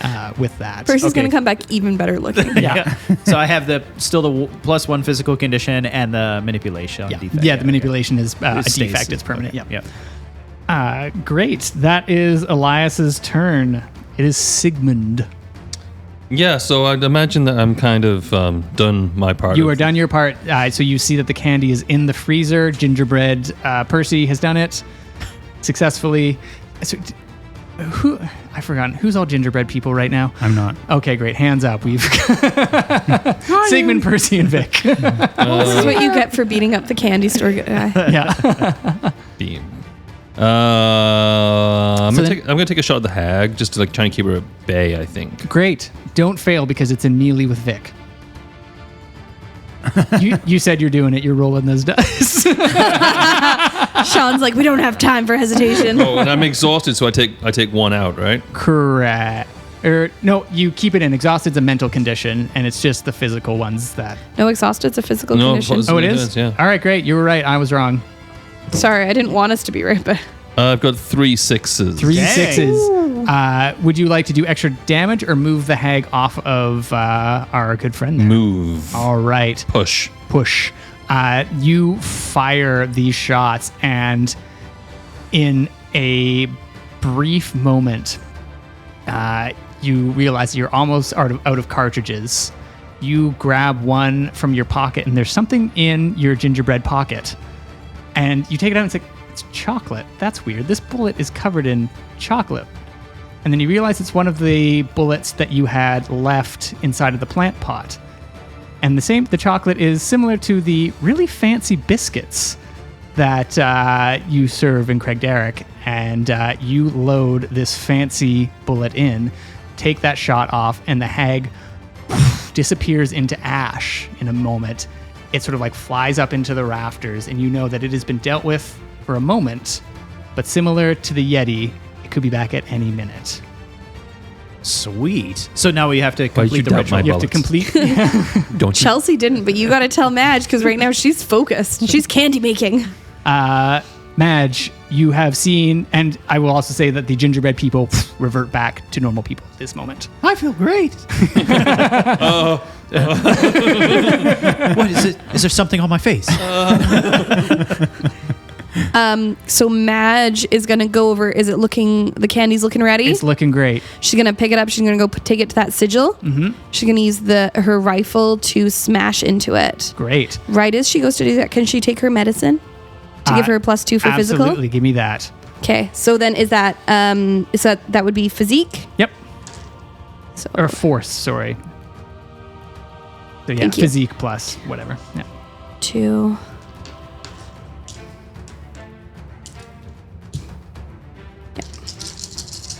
At this point, you hear cracking from the forest around you. Oh boy. 1/6. 1/6. You smash it into pieces. There is only one step of the ritual as the house begins to shudder and shake. Got to burn the remains. Gotta Vic. kill the familiar. You are up. There is. Okay, so do we have salt and sage? You've already done that part. That's So done. the only thing that's left is Burn to it. burn this. Burn it. Okay, Yeah. so Vic is going to take his oil lamp Yep. Oh, yeah. and he's just going Yeah. to throw it down on. On the Awesome. remains. On the remains. It erupts into flame as the whole house begins to erupt into flame around you. And everything just slowly turns onto fire as it's almost like a spell is being burned apart. Cool. Elias starts to absolutely freak out and panic. Madge is going to reach for Elias's chair and she's going to say, "Listen to my voice. I wasn't in that hospital. I'm here with you, Elias. We are getting out of here right now." What's the matter, Elias? Do you not like fire? He says very calmly. You hear a howling from outside. Madge, you're able to focus in on Elias. Elias, you look at the ground and something catches your eye at the last minute as the book burns in front of you, and you see a name sort of peel up onto the open cover, and the name is Property of Gretel. And everything erupts around you. Cool. Do you all leave, or do you stay in this burning We building? GTFO. We GTFO. Yeah. I leave, and as I'm Yeah. running out, I punch the Yeti right in the nuts. The Yeti's gone. The forest is on fire around you. fuck. I punch the fire. Can I have everyone give me agility contests, please? Agility. Oh boy. See, ooh, I'm pretty good. And Madge is helping Elias. Does that add it all to his, or? Yeah, I'm going to say, Elias, if everybody's sort of like helping you along, you can add a +3. I got a 6. Perfect. And so with Nothing. with myself being None. exhausted, battered, and wounded, do I take those 3 off my agility? You sure do. Okay, just checking. Yep. I got no 6s. No 6s. No 6s. No 6. Am I a gingerbread man again? 3 6s. 3 6s. I had my +2, my +2. Yeah. I'm going to say you can give one of those successes. 2 of those successes, actually, because you have 2 more than you need. So is Elias automatically counted because Madge is pushing? Or is- Elias is not, because Elias failed with his additional dice from the help. Okay, so I'm going to 1 for Elias just because it makes sense that she's pushing. Who else failed? Vic and Percy. Vic and Percy. Oh, Did choices. Sigma God. and succeed then? Sigmund succeeded, Okay, yeah. nice. Sigmund's got it. You just got 1, right? I think she would choose Percy, but only because she was so aware of Percy being hurt earlier. I don't Percy's in like love. this. Oh, Vic. My mustache. It's melting. I had to choose. It was like Sarah's choice. I was like, why would she choose him? It was just because of that. So there are 2 physical conditions at play here. Percy, you have now succeeded as Madge helps. Vic, you take 2 physical conditions, and you are now broken again, correct? I'm broken. You're double broken. Can you roll me 66, and we'll see how this plays out. Madge, what have you done? Percy. I've got 3 2s, two 4s, and a 5. No sorry, 6s. it's 2d6. D6. So I roll me 1d6. Oh, Yeah. Can I, before One? he gives One? a result, 4. he gave a result. I know. Wouldn't- We don't know the result of that. We don't know result. the result yet. Can Madge give hers based on her, because of her? Can you tell the audience why you killed me? No. Well, so what I'm wondering is, with you're Madge's pushing the wheelchair. condition. Yeah. Yeah. If Is Madge trying to pull the switcheroo? Madge is trying to pull a switcheroo, can she? The smoke is getting to Madge's lungs and her coughing, and she took her medicine, and she's used up everything. Madge, I'm going to have you. We're going to let the dice decide. Okay. Madge, you are going to roll me a force check to decide whether or she's not good you at can this. push through this and swap out with Vic, who has just gotten a knee injury and has crumpled to the ground. Oh, my knee. Oh, God. That's my old hockey injury. Oh, Victoria millionaires are not doing so well. You have a -1 to agility as an additional defect. Okay. Madge, you're going to need 2 successes. Sorry. I do not have 2 successes. Can I push? Can I push, please? Please, Sean. Can I push? No. Fuck! Nice. Good job, Sean. Good job. Boundaries. Yeah.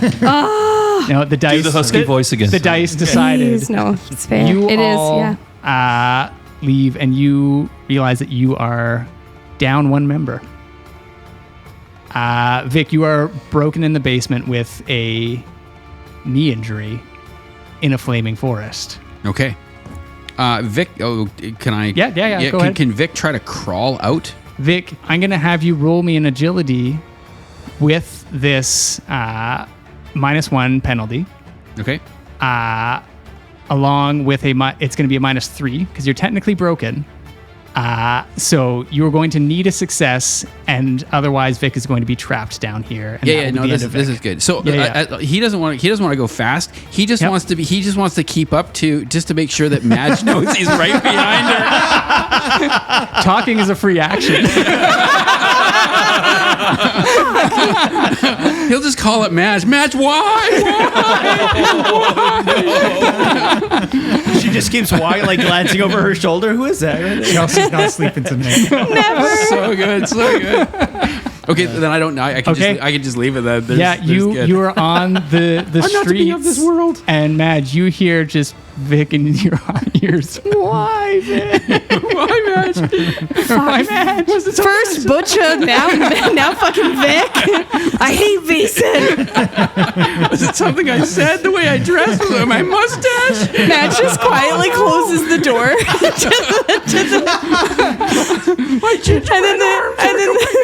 and then the pantry door, and now the kitchen door. And the whole building goes up in smoke in this moment. Change the music. You see a naked Charles Roger in the streets, looking at the building go up in flames. Madge is gonna go over and go, Hansel, I presume? No, Charles Roger. Oh, okay. So we, okay. Well, Roger was my wife's name. My last name's actually Roger. Oh, it's a better name for a chocolate store, I think. I don't know. I feel like there's some sort of fog that's been lifted from my eyes. What happened? Complicated. Just take the insurance and maybe, I don't know, rebrand. What's nearby? Mountains. Rocky Mountain. Just do that. Rocky Mountain chocolate. It'll be fine. Of course. And he walks naked down the streets in a daze. Is there anything anyone wants to do in this very moment? Elias? Me. Can I? Vic burns more. Elias says to Madge, thank you for saving me. Another fire terrified me, and I was going to give this to you on your birthday, but now it seems appropriate. I've been saving this for you. What and I is give it? her a card with Stacy on it. Fuck yeah. Look at those tits. How death is forgotten so quickly. Amazing. Where's Vic? Sigmund, were you supposed to be on it? And sort of a soft humming song fills the air with the smoke rising up into the night sky. And we move forward a few weeks. Madge, you know the time has come for your trip. Yeah. Elias and Sigmund are with you at the docks. Percy is absent. We'll get to Percy in a moment. I think she would have said her goodbyes to Percy earlier, Yep. reminded him to put out the cookies every morning for the house elves. Right, the house elf. Yes, thank you for reminding me. And here's a little extra money. You know, get the good stuff for them. I will. Take care. Sigmund, Elias, you would know that Madge is planning to leave, but she looks fairly ill at the moment, and not particularly robust right now. Yeah, you were at the ferries. Madge, you don't have much longer. No, we all knew the consumption was going to get me. It's been an honor being your friend. It's been an honor being yours. I can see you brought more of those vials, but I'll just keep them. I'll be fine. It's not too far. Well, listen, if you just take out one really big vial.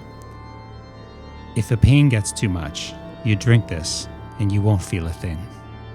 Well, I'll consider it right at the end, but you know me, I always wanted to go out guns blazing, and I know. there's a Vaesen with my name on it in those mountains, and I plan on seeing it right before the end. Elias gives her a hug. Of course, he's really, he's in a wheelchair. So he gives her a hug, like, around the ass. his face is mushed up against her belly button. Yeah, and she gives him a good pat on the shoulder, and she goes, "Now you take care, all right? And you keep doing those deep breathing, and you'll be all right." All right. Okay, now get on out of here. I don't like those mushy goodbyes, and I know what you lack. Madge, it was an absolute honor fighting beside you. And have fun in the Undying Lands. I absolutely will. She's gonna reach up and she's gonna grab Vernon off her shoulder. And she's gonna go, "Listen, this pigeon here is really special to me and never leaves my side, and he doesn't really like anybody else. But I'm hoping you might take care of him for me." I have a pigeon just like this. Maybe they could be friends. Oh, that'd be wonderful. I love that. Well- Also, I got you something. She's gonna reach into. She's gonna pull out a box of incredibly decorative bullets. And she's gonna say, "You proved me wrong once. You got to take care of those boys." I will. Fantastic. You take care, Sigmund. And a little tear just rolls down his cheek. Oh, no crying now. It's not Oh, no, sad. it's just really windy and I'm allergic to pigeons. Oh, gosh, I know the same feeling. She wipes her own eyes. You take care, Sigmund. As do you. We see a set of shoes walk up a squeaky wooden hallway, and they slowly open a door that says Vic Dickerson, PI. The figure opens the door. Dwayne, what does Daddy Dickerson look like? Daddy? Daddy Dickerson's dead. Oh, no. So you thought. Oh, interesting. Well, Daddy Dickerson is, he's a broad-shouldered, big dude, right? Yeah. He's kind of like a bit of a bruiser. Yep. Very sharp dresser, just kind of like Vic. Yep. Yeah. Yeah. Richard Dickerson makes his way through Vic's office and slowly begins to clean the office up solemnly. And something that Vic perhaps never saw growing up, but is weeping the entire time as news has gotten to him in the ends of the world where he had sort of been hiding for unknown reasons. As slowly the shutters close on Vic Dickerson, PI's office. And we finally pan over to Craigdarroch Castle. Percy, you've said your goodbyes to Madge. You walk down to the basement, and you pull out a set of special keys from inside of your lapel. What does the hidden entrance to the sub-basement, how is it hidden from the rest of the society? Oh man, I hadn't thought of that. I feel like it would be something that I know the others would have zero interest in. So whatever that would be, it might be perhaps cooking supplies. It's a shelf of pots and pans. Great. And I can slide it out of the way or something like that. You slide, and it is the jar that says oolong tea on it. Yes. You move it, and a room with a set of stone stairs leads down, and a voice calls up, "You've been gone for a little while," as Percy walks down into the darkness. And that's where we're going to end this session. Nice. Percy's devil. Oh man, Sean, I wasn't that ready was- on the music. that was All that was awesome. Awesome. Thank So you, man. good. Thank you, Sean. that was Sean. great. So Thank fun. you, Sean. So fun. Glad. I'm ready this time. All right. Vaesen. There we go. Vaesen. We soon. Wait, I have to Wait. pause the I actual farted. music. Neil, did you fart? Oh, Neil, you farted again. Adventurers, grab your weapons. But first, kiss your kin.